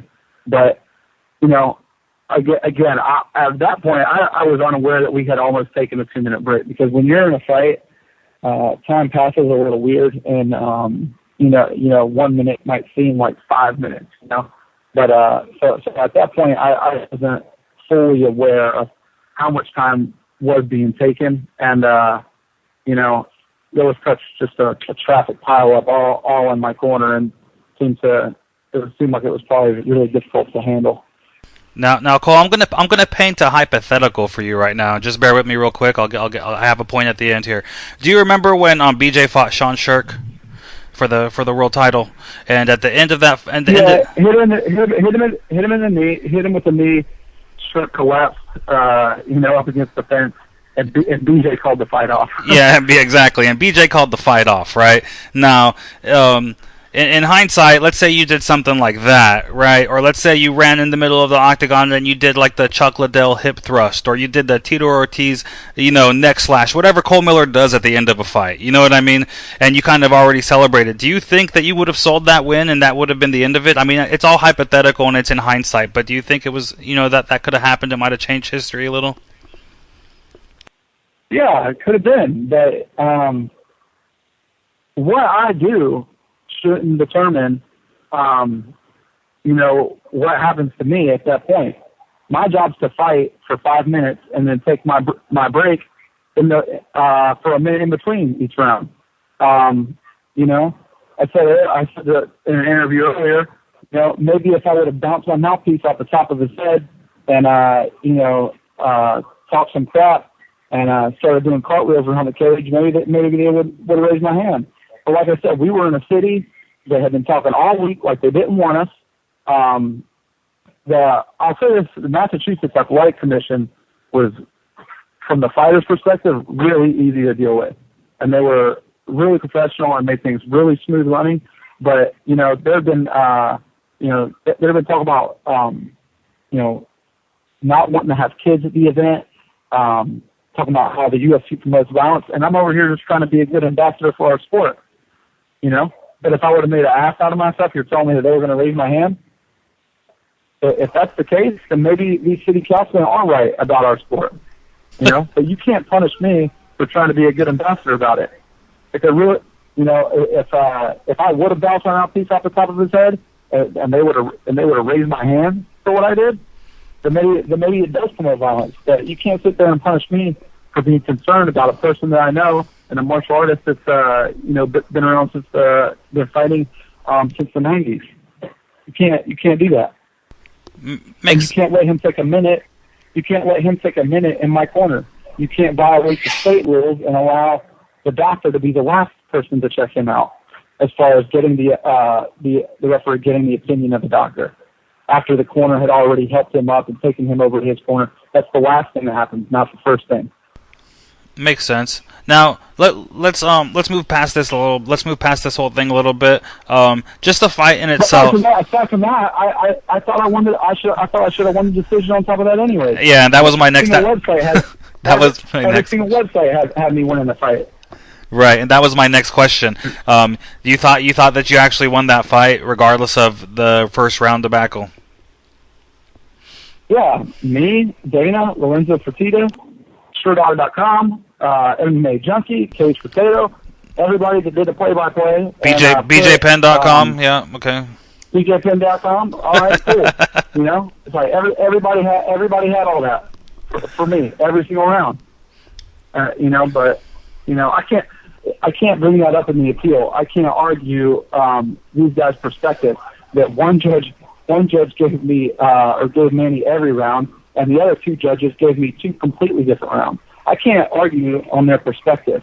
I mean, I do think maybe the fight should be rewatched and rejudged, but you can't do that. I can only make the argument for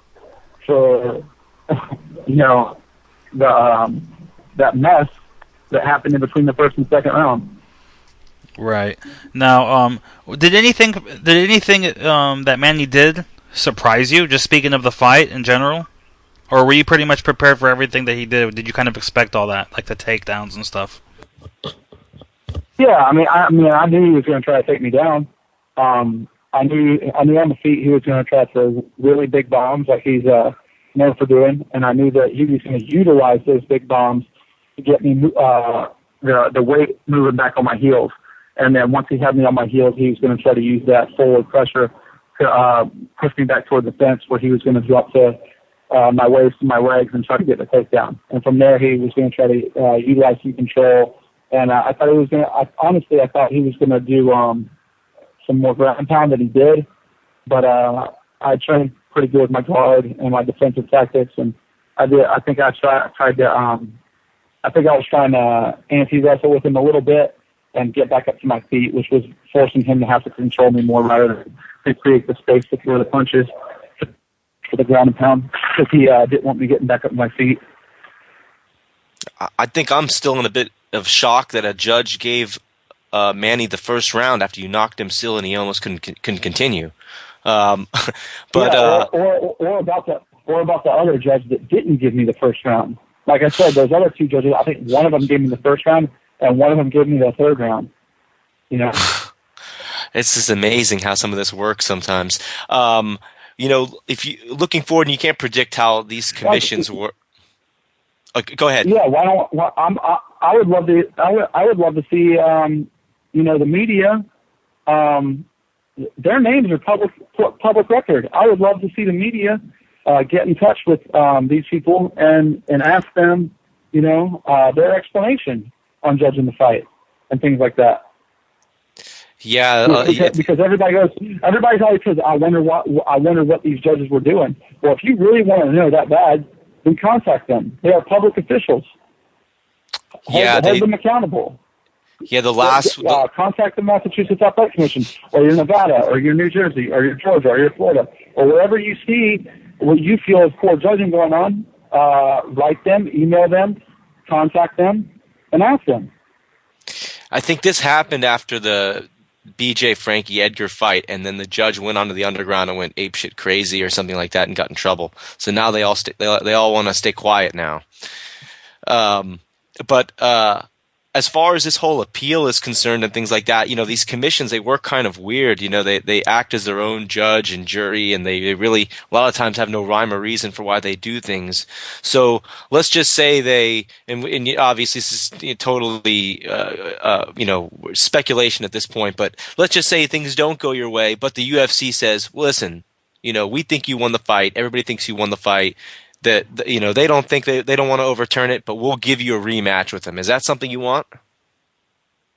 What do I want a rematch for? Well, I don't want a rematch. I don't care. I don't care about fighting Manny again to get my hand raised. What I want is the just call. It's not like this was some back and forth split decision that was open for interpretation. My face had no marks on it after the fight. I didn't get hit but 5 times. 5 times in 3 rounds.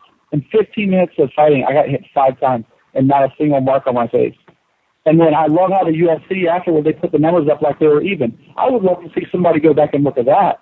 Like they wanted to say, and the numbers are almost dead even. And they had significant strikes landed or something like that. And they had 150 from me and 144 from him. Where were those? All I saw was some body shots and things like that on the ground, what I call door knockers. Where he's using them to create the fight staying busy to not get stood up. But yeah, like an illusion almost. They're not rib breakers. You know what I'm saying? They're not vicious shots or they're not soft. He's throwing them hard. I'm not trying to say they're pitter pat, but what I'm trying to say is they're not the kind that make people cringe. They're done to stay busy. Right. Yeah, he's staying busy and he's putting his work on, and respect for him for telling us. I just want to understand these people. If 66 of his shots were body shots, that means there were another 80 that were thrown on the feet that were significant. Where are those? It's just it's smoke and mirrors, man. I don't know how they can say that. When I'm watching this guy's face, change in front of me for over the course of 15 minutes, and mine doesn't have a mark on it, I just don't get it. I don't want a rematch. Manny fought a good fight. Hats off to him. The guy's tough as nails. He ate elbows, punches, and me for 15 minutes. Well, what I want is that loss gone. I would really like to have my TKO win, but that's not going to happen. But the best I can hope for probably is a no contest. Right. I don't want a rematch to do what I already did. I've already proven to myself what I was able to do in there against the guy that fought for a world title. I just want the credit from that now. I want to be able to go to my contract negotiation and say, pretty much I got 2 wins in a row against the 2 toughest guys I fought. I want to go in there and not be one more loss away from being cut. Right, and that's what. I want my $26,000 win first. You know what Right. I'm saying? But we can't always get what we want. But I'm in there fighting not just for, some number in an L column. You think I give a crap about that? You can keep that. If I don't finish a guy, I don't even want the win. You can raise his hand, I'll walk away, won't even argue about it. But when you can rob me of my 9th UFC win with 8 finishes, I'm over here trying to get off the Facebook prelims, trying to fight the tough competition like Manny Gambarian, and then fight, the next guy, work my way up. And nobody's going to put an asterisk next to my L. And that L, that's a stat. And at the end of the day, that's how we move up in this game, is wins and losses. And having that L right there keeps me from fighting the next level up, keeps me on the Facebook prelims, not making crap with these apparel companies offering me gear instead of money. You know what I'm saying? I fought 14 fights in the UFC. I'm tired of this crap, man. And that's the thing, I think, Cole, that a lot of people, if they may hear you ranting on our show right now, they may not understand is that it's more than just a win or a loss. It's actually your income. It's your future contract offers and negotiations. Your pay. Everything is contingent upon what's on paper, not necessarily how you performed and how your bosses see it, but what they actually look at on the paper. And what they see on paper right now is a loss, and that is the one thing that is a great of negative impact to you. You know what I mean? When it comes time for new contracts, next fight, and all that stuff, it's a huge thing. Correct. Yeah, I get it, man. So that's why I'm making a big deal about this. And people want to be like, oh, you should just leave it alone, or people might want to say, oh, you just sound like a crybaby. Well, you know what? Well, I'm going to keep crying then, because this affects me. Because if I sign a new featherweight deal, like I did in 2011 or 12 or whatever, I'm right now as it stands. It doesn't matter that I got a split decision to Mankato in California, and it doesn't matter that I got ripped off and denied twice in one fight against Manny Gambarian. I'm not 3-1. I'm 1-3 in that featherweight contract. It doesn't matter how much better I've been looking at featherweight than I did at lightweight. I'm 1-3 in my featherweight contract. And what kind of leverage do you think I can have for negotiation with 1-3 with, but he had a split that could have gone either way and he got ripped off in Boston. That doesn't have any leverage.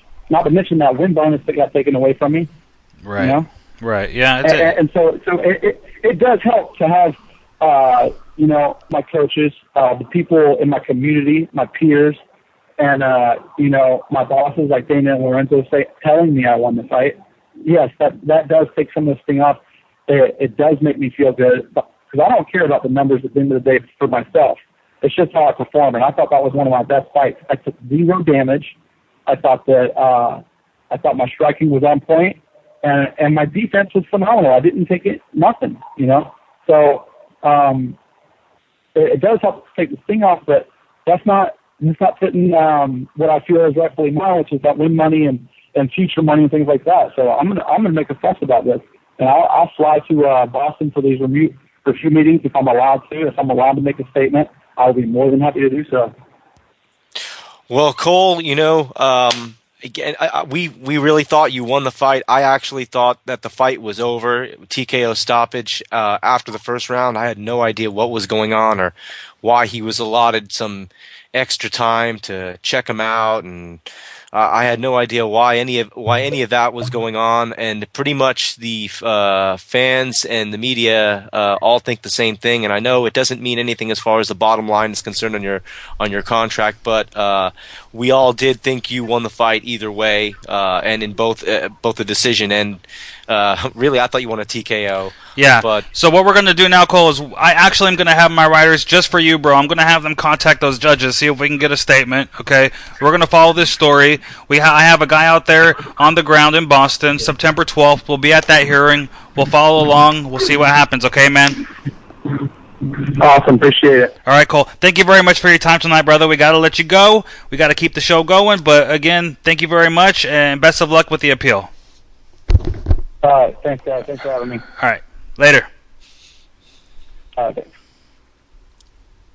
yeah, so I really thought that was that I thought it was supposed to be a TKO win, man. I really thought so. I I don't know how or why the fight went on like that. Yeah, I mean, but well, he'll figure it out, and the commission, if they do their job, they'll do it. You know what I mean? And if he's right, I'm sure they'll make it right, and that's all we can do. Right now, we do have our next guest on, and it's actually a really honor. It's a real honor for me to have her because she is the baddest woman on the planet. I don't think anybody can dispute that. It is Miss Chris Cyborg Santos. What's going on, Chris? Hi, thank you so much. Thanks for joining us. How's everything going with you? Good. I finished my training now, and I'm very excited for my next fight, Muay Thai. You know, everybody knows I love Muay Thai, and I'm very excited for this fight. I train hard every day. I train with Zima and Robert Emerson, and I'll be ready for a great fight. Amazing. Do you think that training for a Muay Thai fight is easier than an MMA fight because all you have to worry about is the stand-up? Yeah, and when I start training, I start training Muay Thai, and I love Muay Thai, and good because I train Muay Thai in the box and the ring and the sparring and easy train, you know. It's more, well, MMA, you need to train more, you know. You need to train MMA train, you need to train wrestling, jiu-jitsu, and everything. What now? Why did you decide to do this fight? Why did you decide to go ahead and fight for Lion and fight Muay Thai? Nah, in Brazil, I fight Brazil. I fight Muay Thai in Brazil a lot, and inside my gym, shooter box, I always have an amateur fight. And I love Muay Thai, and I have this opportunity, you know, before I had opportunity to fight in Thailand, but we canceled the fight, but I'm very happy fighting a lion fight, and I think it's good, you know, it's my focus is MMA, but I think it's a good experience for me. I compete in Muay Thai, compete Jiu-Jitsu, compete wrestling, you know, I think my game grow more, and I have more experience.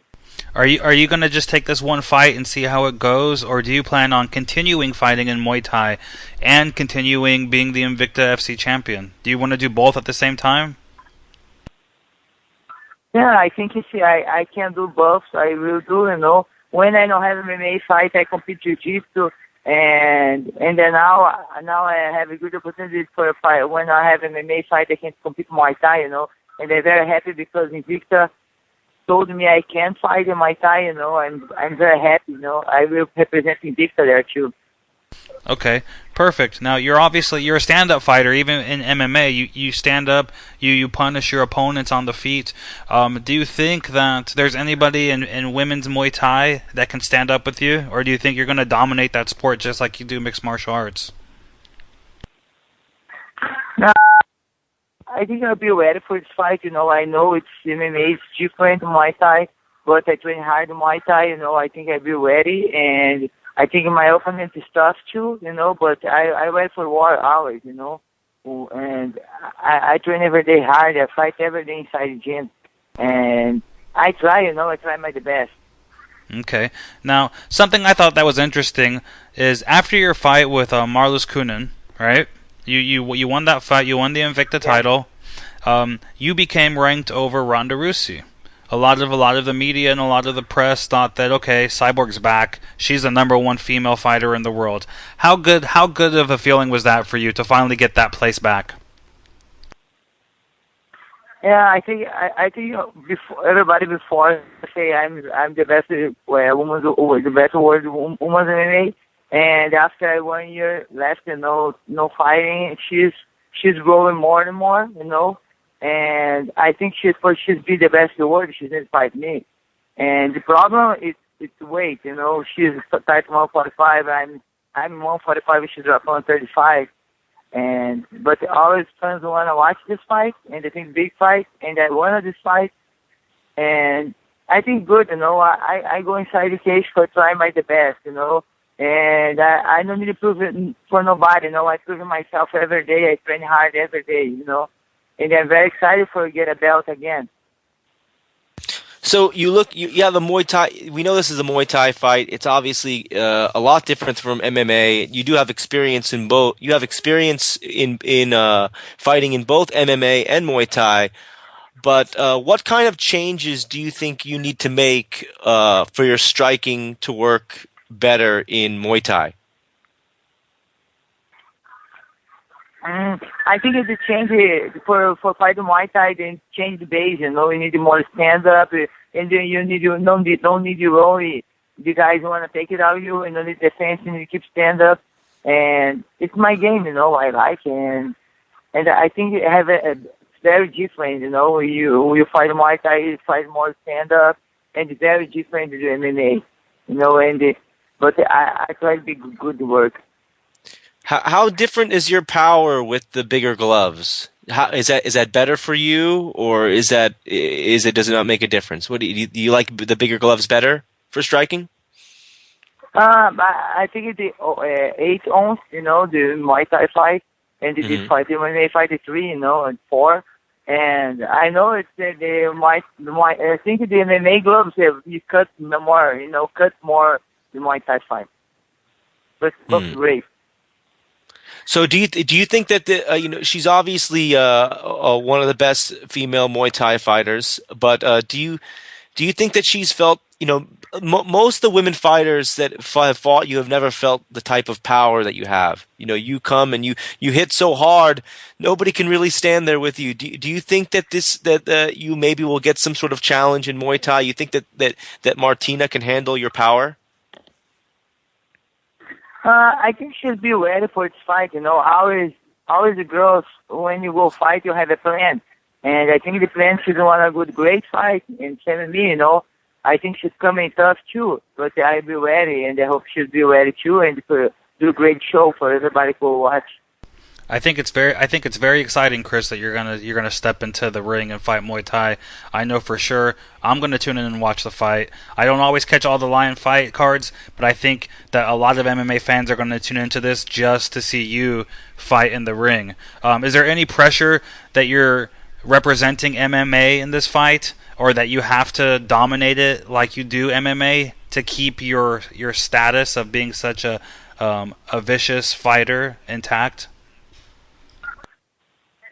Always when I go fight, I don't care. I don't think about the pressure. I don't think about everybody watching me. I think I try my the best, and I try to defend myself. I try knockout. Always I go inside the cage. I try to do the best fight. And in the Lion fight, I want to make the same. I want to do the best. No MMA, but Muay Thai. But I try to do the best fight Muay Thai. Okay. When was the last time you fought Muay Thai? Yeah, a long time ago. I've been beginner in my career. I think it's 2008. 2008. 2008. Maybe. Why did you leave that sport? Yes. Why did you leave that sport? Was it just because MMA has better opportunities? No, because before I fight the Strike Force, and the Strike Force never say I can fight the other event Muay Thai, And because only Victor, give you this. For me, he can fight the other event, and she say okay. Shanna say okay, but the other MMA promoter, no, you can't fight the other show. Okay. Let me ask you this. Something kind of a little bit off topic now. Is Tito Ortiz still your manager? Yes. Yeah? Yes. How are you with that? Are you happy with him as a manager? Because now he's fighting for Bellator. But besides all that, are you happy with him? Is he kind of giving you the right direction and with everything, in your opinion? No, I'm very happy, work with him and the Georgie, and we train together, he's training great for the next fight of him, and we are a team, and he's my manager and my friend too, and I'm very happy to work with him, he understands me, and he's gonna help me, and we together. Okay. Now, I also noticed that you've been training sometimes at the Ruka gym, the RVCA gym, and I've seen Jason Perillo over there holding pads for you. How is it working with Jason? I love him. He's the best coach, He's understanding me. We talk so much. He's a very funny guy. I love him. And I think my box really better with him. I work really good in my boxing, and I think every training I learn something, and I think every time you need to learn something, never know everything. And I'm really excited training for him every day, and he's the best coach boxer I have. Amazing.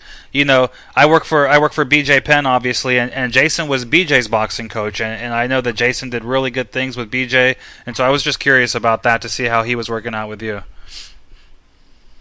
Yeah, he's good. He's good. He's very good. Right on. Now, I'm going to ask you this question. We've never had you on this show before, so I want to know, is there still any rivalry with you and Ronda Rousey, or have you kind of just moved on from that whole thing? You can repeat again for me to understand. Okay, I'm saying, do you still have a rivalry with Ronda, or are you kind of past all that now? Now that you're the Invicta champion, you're fighting Muay Thai, you kind of have your career back on track. Are you past that, or is that still a fight you want? No, I know changing my focus. It's my focus. I keep fighting, and I start 145. I see 145. I think it's a great fight, and everybody wanna watch this fight, and why not? I never choose opponent. I'll be ready for fight to choose when she will be ready for fight me. I'm ready, and I think it's a close fight. I'll be ready for this fight. I want this fight because now I have so many girls for fighting, and everybody says she's very good, and I wanna fight a very good girl, very good girl. I wanna fight all the girls. I wanna fight. It's my work, and I love my work, and I think it's a great fight. Okay. Now, I have another question about this fight, and we won't talk about it a lot because you have so much going on, and I don't want to overshadow it with Ronda Rousey. But we had Mike Dolce on our show, and he said that he met with you and thought that you could make 135 pounds. And you know who Mike Dolce is? He's like the real famous diet nutritionist. But I guess. Yeah, I know. I talked to him one day. It's little bit. I think for we start working for making 135, you need a lot of stuff. Only him look me, he say that. And everybody look. She can make 135. I think I can, but I wanna be good. I wanna be good in 135. I wanna make 135 at thick, and I wanna be good at 135. But I don't care about belt, If you want to promote this show, one of this fight, we can make 140, 140 is great for me and great for her, because before she fight 145, I'm fighting 145, it's great for sure, for both girls, for me and for her. Because I know I make 140 because I make one dress to Shayna Baszler in Elite XC. And I have make sure I be good for 140. And for the people who want to just watch this fight, I think 140 is great for both girls. Right. Now, even if Ronda Rousey didn't exist and she wasn't a fighter and you didn't have a rivalry with her, doesn't a part of you still want to be in the UFC? Knowing that they only accept 135-pound females at the moment, a lot of people think that if you made that weight, you would probably be the champion there. And don't you think that with your history in women's MMA being so good and so dominant, that's really where you belong? I don't think he done a one IFB champion. The UFC. I think he's protector Ronda, and I think he don't wanna make this fight. I really know. I really think he doesn't wanna make this fight. He's making this fight because he's the boss. He's the boss, and he's everything he's wanna make. He's make. It's no problem for me. I fight whatever any girl puts for me fight. I fight. The problem is he doesn't want to make this fight. Okay, makes sense. All right, so you have the Muay Thai fight coming up. After this Muay Thai fight, are you going to look to fight another one right away, or are you going to take some time and get back to MMA? What's the future looking like for you right now after this next fight? Yeah, I have one fight more in Invicta, and I need after it's Muay Thai, I need to start training MMA. I start to be back for my next fight. Focus my next fight, MMA fight. Okay. So, when you talk about competing, ADCC is also coming up. You've competed in grappling before. Is that another event you're thinking of going to, or? Yeah, the guys there sending mail to me invite me for compete, and I competed at ADCC in 2009, and I get a replace. And I love competing, but this time I can't compete because I will fight Muay Thai and same time it's I think September, October. Okay. We were talking about. We always thought it would be an interesting matchup to have you and Ronda. And if you can't compete at a weight for mixed martial arts, maybe competing at a weight in a Metamoris for straight grappling. Sorry. Again? Maybe competing. Maybe instead of since you and Ronda can't agree to since they no agreement for a weight in mixed martial arts for a weight for you and Ronda to fight, maybe competing against her in Metamoris just grappling. Yeah, good for her because she don't like it punch in the face. I like punch in the face. And the MMA fight start to stand up. Oh, you're awesome. Chris is awesome, George. That was a straight answer, buddy. That was a good answer, Chris. It was a good answer. Very good answer. All right, Chris. Well, thank you very much for your time tonight. I know you have a busy training schedule. Welcome. Thank you. I'm sorry, my English here. I hope you can understand me. Absolutely, I can understand every single word. Your English is just fine. Don't worry about that. Okay. Okay. I got you. We got you covered. Okay. Thanks so much. And thank you very much for joining us. It's been an honor and a pleasure. Okay, thank you so much. Have a good night. You Bye. too. She's awesome. She's awesome. I love Chris. Yeah. What an awesome answer she gave. She's like, yeah, good for her because she won't get punched in the face. I thought it'd be interesting because they'll put together like matches like that because they're like, well, since you guys Are you kidding me? Are you kidding me, dude? You know how cool that would be? They would freaking bite that hook all day if they were like Ronda Rousey, Christian Cyborg, Metamoris. That would headline their show without a doubt. It would be awesome. I think it would be worth the money to pay him to do it. Yeah, it would be awesome. I think she's gonna destroy any female in Muay Thai, dude. I really honestly think that she is such a scary fighter. She's a scary female fighter. I think that you could put her in the UFC men's division, and she could probably take out some of those guys.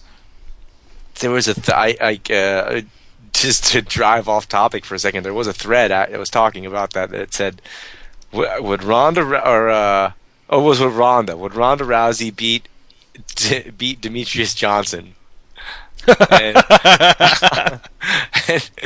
and like immediately I was like no, but then I thought you're like, wait a minute, maybe.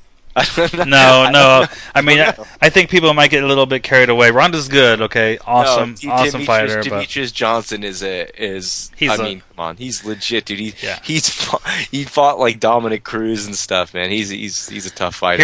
Here's the thing, though. I last time we had Caesar on, and wow, did that interview blow up in our face? But whatever. When we had Caesar on, he did say that Ronda Rousey is tapping out most of the guys in the gym. You know what I mean? That she's doing her thing. Now, whether he'll admit to that or not now, I don't know. But that's what he did say at the time. He might retract it, but whatever. Yeah, he might. I'm cracking jokes. Sorry, Caesar. I love you, man. But yeah, the notion sounds kind of ridiculous. But then you're like, man, Ronda has that like mean spirit, fighting spirit that when she's got a genuine mean streak. She looked mad when Manny was fighting Cole. Yeah. She genuinely looks angry. When she's going into the cage. You're so right. Even when she's not fighting, when she's there to hold spit buckets and corner somebody. Yeah. Now, what do you think, man? What do you think? We have a few minutes before we get Brad Tavares on, like we announced earlier in the show. We're having him on last minute, which is awesome because he fights in a week from tonight as well. But hypothetical in the world of fantasy, Ronda Rousey and Chris Cyborg take a fight. Any weight, I don't care. Forget about the weight. Who do you think takes that fight, man? I don't know. I don't know. Have you given this one thoughts already? I have. You know what, man? Go ahead. Here's what I think. I always thought that Chris Cyborg would beat Ronda. Okay, always. I think that she's huge and she's strong and she's a powerhouse, right? But then these two have had a few more fights since Ronda kind of burst on the scene, and especially in Cyborg's last fight with Marlus, it didn't look like the dominant Cyborg we're used to seeing when she fought Kunin. You know what I mean? Like, she didn't just completely go in there and walk through her. And I'm like, man, if Cyborg fought Ronda Rousey like this, like that she fought Marlos, I think that she would lose. I think that it would be like she comes in, she moves forward, Ronda works the clinch, boom, slam, boom, armbar. And I never really thought that until Cyborg's last fight. But that's my analysis. It's not like a real technical breakdown of how they match up, but that's just basically in my mind's eye. That's kind of how I see the fight playing out. I don't think Cyborg would tap. I don't think Cyborg will tap to the armbar. Here's the thing. It's interesting because Cyborg is at least a purple belt in jiu-jitsu, at least. Right. She's competed at ADCC. Now, granted, the women's division are not as stacked as the men's divisions in those tournaments. Okay, but she has competed there. High level in jiu-jitsu, but her style in MMA kind of lends itself to being very open to be attacked. And when you berserker on somebody on the ground, it's kind of what a jiu-jitsu guy looks at. It's like you're setting mouse traps up, and when you open yourself up, you grab the mouse trap, grabs you, and you're caught. And Cyborg does open herself up for a mouse trap that is really, really well oiled. You know, that's the only thing. But at the same time, can you survive? Cyborg is not going to, she's going to come in there and she's going to hit Ronda a lot. Like if Ronda doesn't clinch fast and quickly and get the fight to the ground, it could be big trouble. Like, it's surviving the power, man. Who can survive the power? That's right. I mean, again, Ronda's glaring weakness is her stand-up, right? But I mean, when she fought Sarah Kaufman, I thought Sarah would have had more success. I mean, now remind you, Sarah Kaufman is not the stand-up fighter that Cyborg is. Okay, so I'll just preface with that. But Sarah Kaufman's still pretty fluid on her feet. You know what I mean? She's a pretty big bruiser. You know what I mean? And Ronda seems to be able to handle. She's so far, without a doubt, she's handled anything that anybody's ever thrown at her. Even though her glaring weakness is striking, she's fought plenty of strikers. She's gotten them down. Cyborg is the ultimate test, though. This is a different level of physicality. Different level. You're right. There's just levels of physicality, like under in a normal girl. Like if we're talking normal girls, yeah, Sarah Kaufman's a beast, dude. Normal girls. We're not talking normal girls, dude. They're talking different. This is like a step up the rung, okay? Like, Cyborg fits into a different category that when people watched her fight, like, from the very beginning, they're like, she might fuck up guys. She might fuck up guys. That's just, like, when you look at her and the way she fights, and Ronda's vicious in a different way. Cyborg is like a destroyer.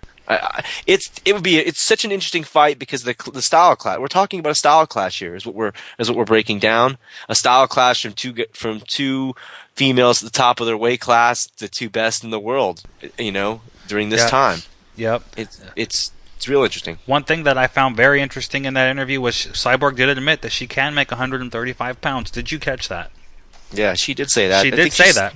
Mm-hmm. We have a lot of information on her because, one, she trains with Jason. You know what I mean? Two, Tito Ortiz is her manager, and we know how tight we are with him. And three, okay, yeah, that was a joke. And but the real number three, which actually should be placed in number two, is she met with Mike Dolce, and Mike divulged all that information to us when we had him on the show last time about Cyborg and their meeting and what he thought about her moving down to 135 pounds. And I think we kind of, because of those relationships and because we actually know the truth, she didn't really skate around that question with us. She answered it honestly. She said, yeah, I can make 135 pounds, but I'm better at 145. I want to be the best I can be. And that's the real reason there. You know what I mean? She doesn't want to move down and give up any advantages. So, I mean, that's an honest answer. I think that anybody out there can respect that. And cool. She did say it would be a lot of work, and it would be a lot of work. Of course. Yeah, she's huge. When she's 165 pounds, she's ripped. Yeah. I mean, she would have to lose. Yeah. muscle, an Like, arm you or need a- something. And in reality, at 35, she's not Cyborg anymore. At four, you know what I'm saying? She's like that size, like that stature, that physicality, that that is what makes her Cyborg. You know That's right. that's kind of like it goes along with it. If you take it out, it's like, you know, it's like saying, oh well, what if Brock was capable of cutting to 205? What if it took him 18 months to do it? But he can make 205, so he steps on the scale and he makes 205. But is he really is he the beast anymore? Is he No, Brock he's just- Lesnar? No. Yeah. He's just skinny dude at that point. You're right. Like, he's a dude that looked like Brock Lesnar. So I expect, like, this is not that big of a deal, man. I never really understood the big deal. Ronda's competed at like 170 pounds in judo. Yeah, the big It's deal. not- The big deal is that she's one of the biggest stars in MMA. She holds a world title, and she's not going to move up for anybody. The reality is that fight was probably never going to happen. I think the only way it happens is, one, the UFC opens up a female featherweight division at 145 pounds. Cyborg enlists. Cyborg becomes a champ, and if that at that time, and she's cleared out her division, and Ronda is still champ, and she's cleared out her division, we know the UFC's all for super fights, and then they would meet in the middle, and there'd be lots of money, and there'd be everything going on. We're probably 2, 3, 4, 5 years out from that hypothetical ever happening, and by that time, who knows where those females will be? Ronda says she wants to retire in 2 years. You know what I mean? So, I mean, who knows? Yeah, there's no telling, and it's a shame if we don't ever get to see that fight. Absolutely. I mean, that's a crying shame if we don't get to see that fight, because that one, it's a big one. It is a really, really big fight, and the UFC could promote it really well. It would be a big fight, and it's honestly at the top of my list of fights I want to see. Absolutely, dude. It's Absolutely. it's in the top 2 or 3. Put it that way. Biggest fight in females mixed martial arts history, without a doubt. I fucking forget female. I'm talking about of the guys' fights you could make Absolutely. right now. That's one, including all the guys' fights. I still want to see that fight. Could you imagine the lead up to that fight? Oh my gosh, Ronda would make Chael Sonnen look like her bitch. The amount of trash talk that would go on would be insane. It would be awesome. It's a crying shame that we couldn't get the two of them on Ultimate Fighter. Yeah. Like that. That would have been good. But really, anything will be good. I just want to see the fight. And I know the UFC wants to make that. They may say they don't, but it's a big fight. It's a big money fight. Big money fight. And the rule is always, this is not pro wrestling, ladies and gentlemen. Okay, when you I can book around things in pro wrestling. When a big fight is there and two people are healthy and capable of doing it, you need to make it, because you never know when somebody's going to lose. What if Ronda goes and loses two in a row? Then the fight's washed, right? That's right. it. It's done. You need to make it you strike when the iron's hot. That's right. That's right, man. Maybe one day, maybe we'll get lucky. Maybe the MMA gods will bless us with that fight one day. I didn't want to talk about it too much with her, although, that's always great for headlines and sound bites and all like that. She really is kind of on her own path, and by her I mean Cyborg. She's got the Muay Thai thing going on. We could have just talked to tonight a two-sport female champion for all we know. I mean, I really do believe she has that potential. You know what I mean?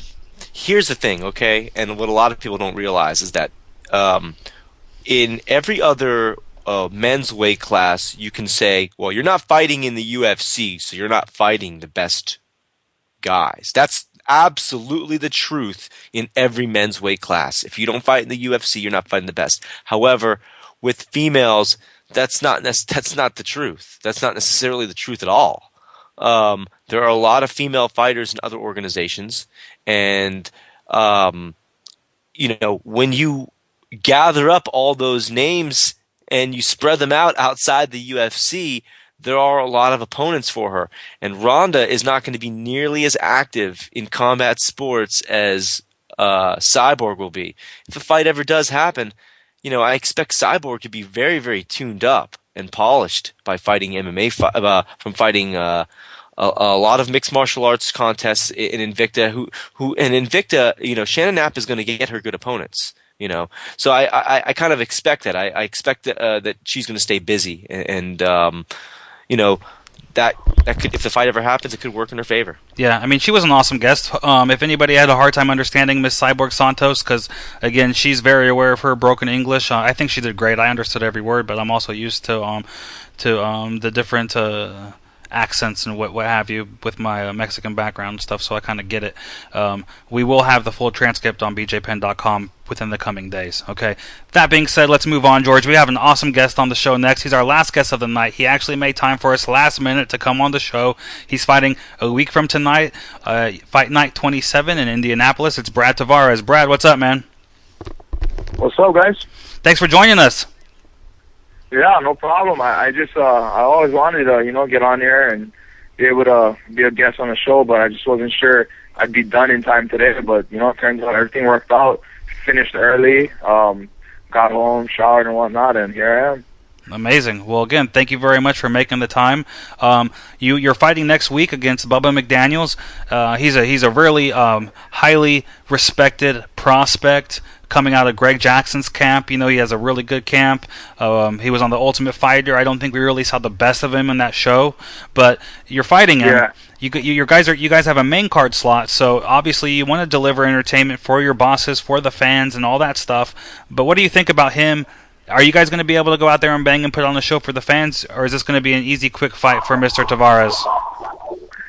I don't think any fight is really easy. Hopefully quick, that would be ideal, but we'll see. I'm not sure if it'll end in the first minute, in the first round, the second round, third round, or go to distance, but if it does go to distance, I'm ready for it, but I train hard, and I want to finish fights, so, that's what I'm going to go out there and do. I just hope that, Bubba, is on that same track and he wants to put on an exciting fight. He's been saying that he has, over Twitter and whatnot, so I just hope that, he sticks to that and wants to put on a show. Okay. When the UFC contacted you about this fight, was it something that you just jumped all over, or what? Because you've been fighting in the UFC a lot longer than him. You have a great record in the octagon. You have a great record overall. You only have one loss. But I mean, is this something? Was there ever a question, or are you happy with the matchup?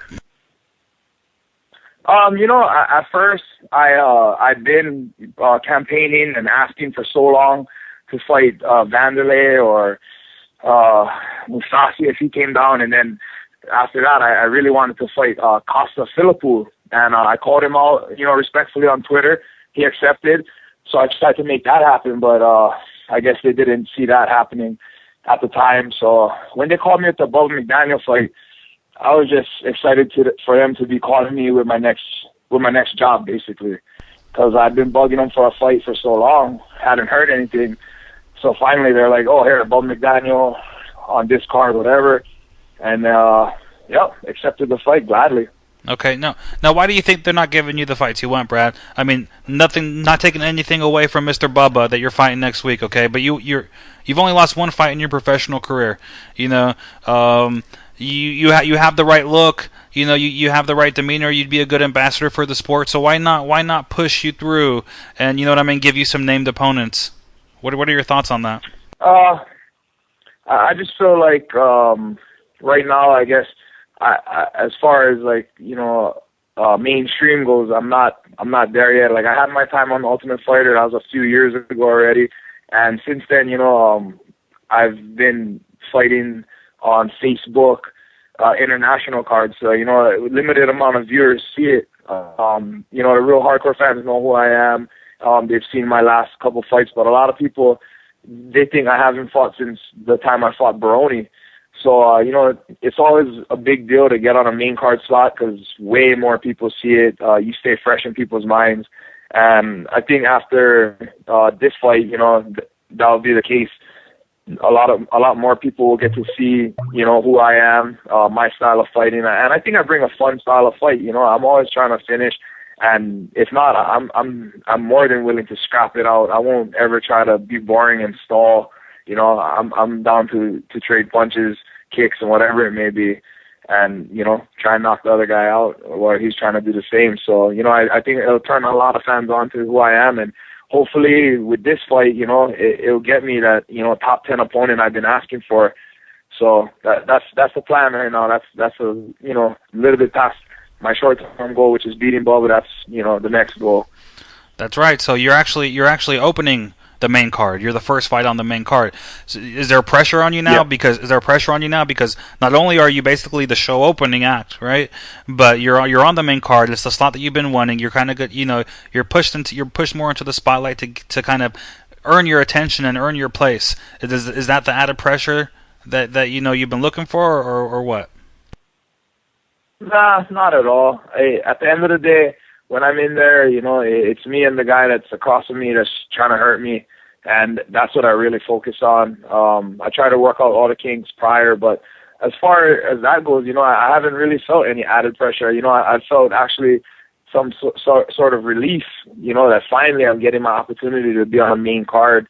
The last time that I was about to be on, or I got slated to fight on the main card, unfortunately I got injured and I had to pull out. And since then, like I said, I've been stuck on these few Facebook preliminary cards. So, I was just excited and relieved that I'm getting a chance.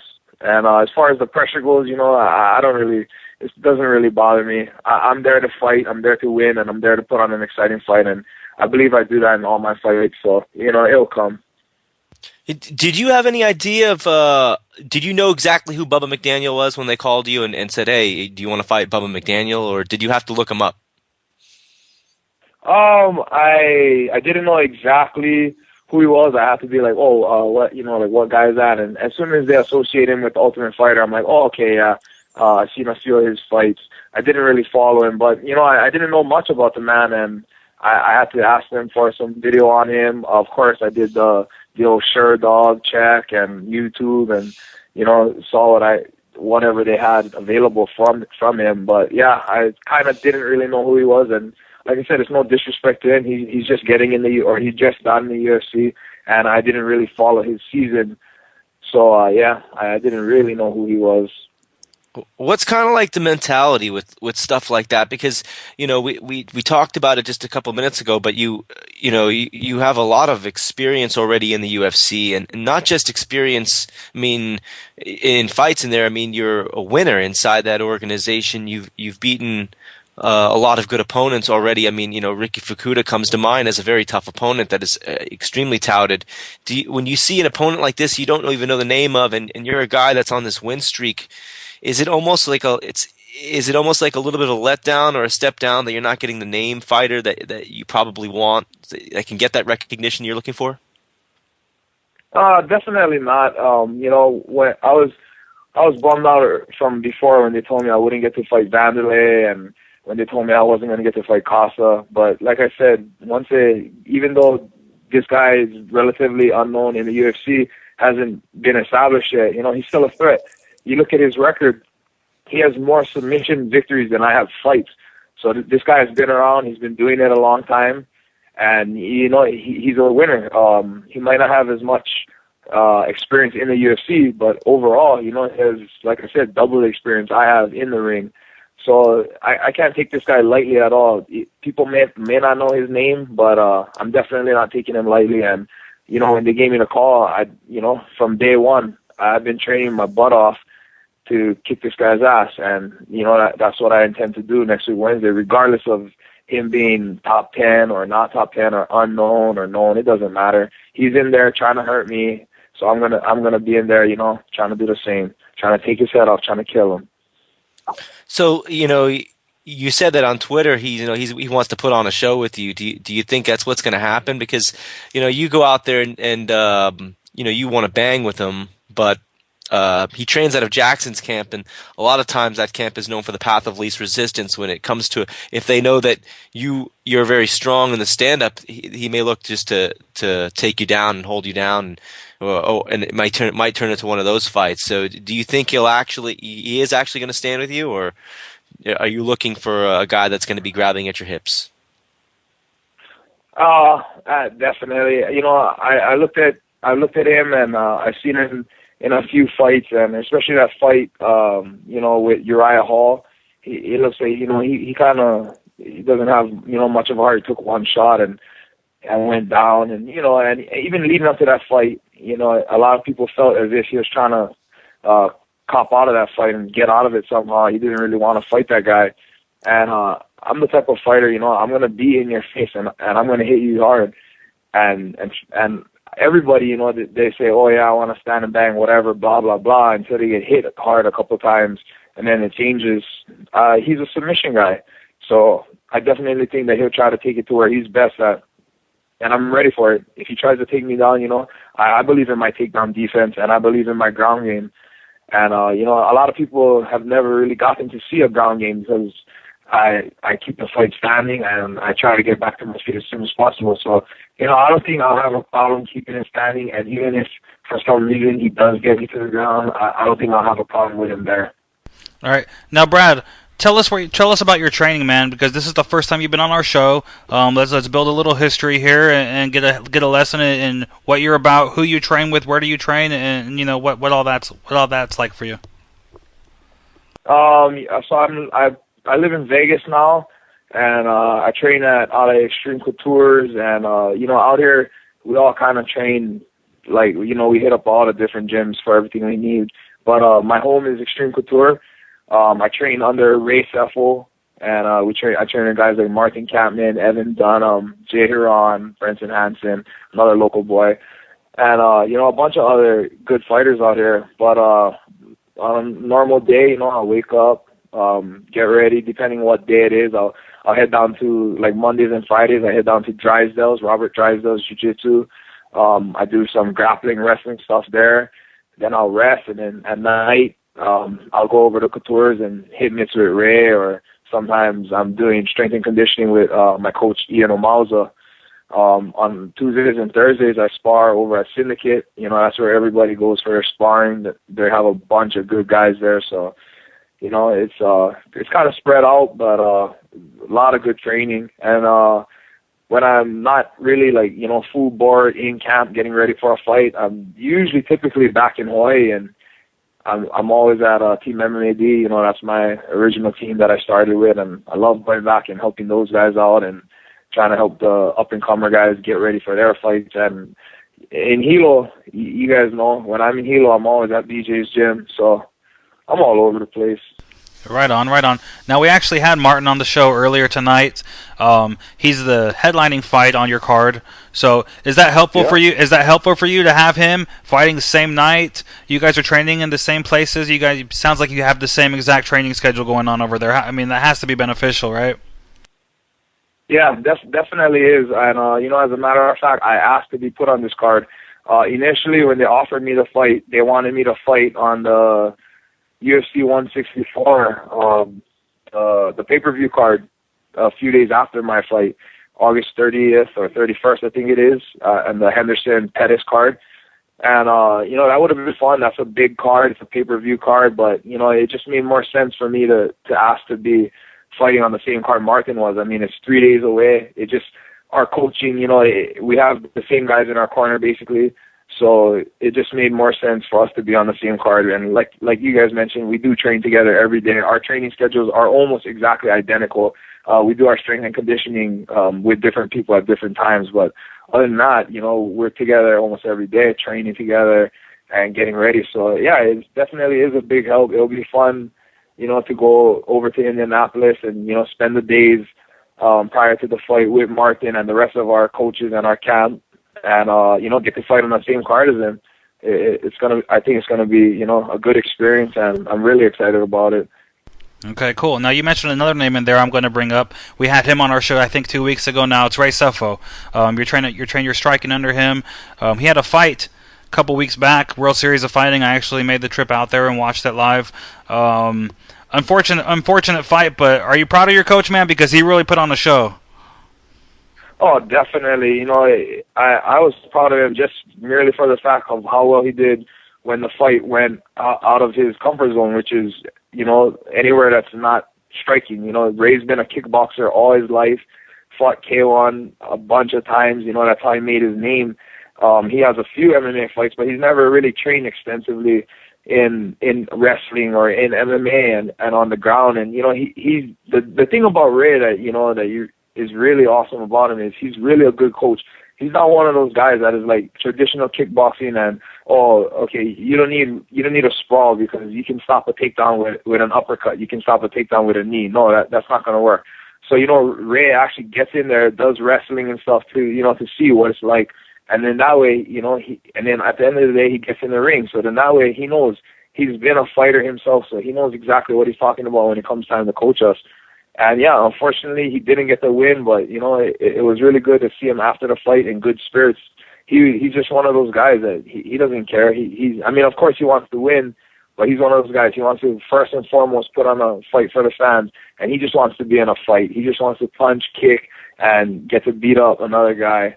And like I said, it didn't go his way. You guys saw it, but it was an exciting fight, and a good way to end his career. So he says. I mean, I'm sure that this guy will try and get back in the ring eventually. He's just one of those. Right. Now, staying on Ray for one more question. He's the president of he's the president of the World Series of Fighting. He just came off his fight. Is it just as a distraction in the gym? Does he let that kind of get in the way of his coaching responsibilities, or was it actually kind of better because he had a fight, so you guys were kind of in camp at the same time? I mean, walk me through that, and how does that affect his abilities as a coach?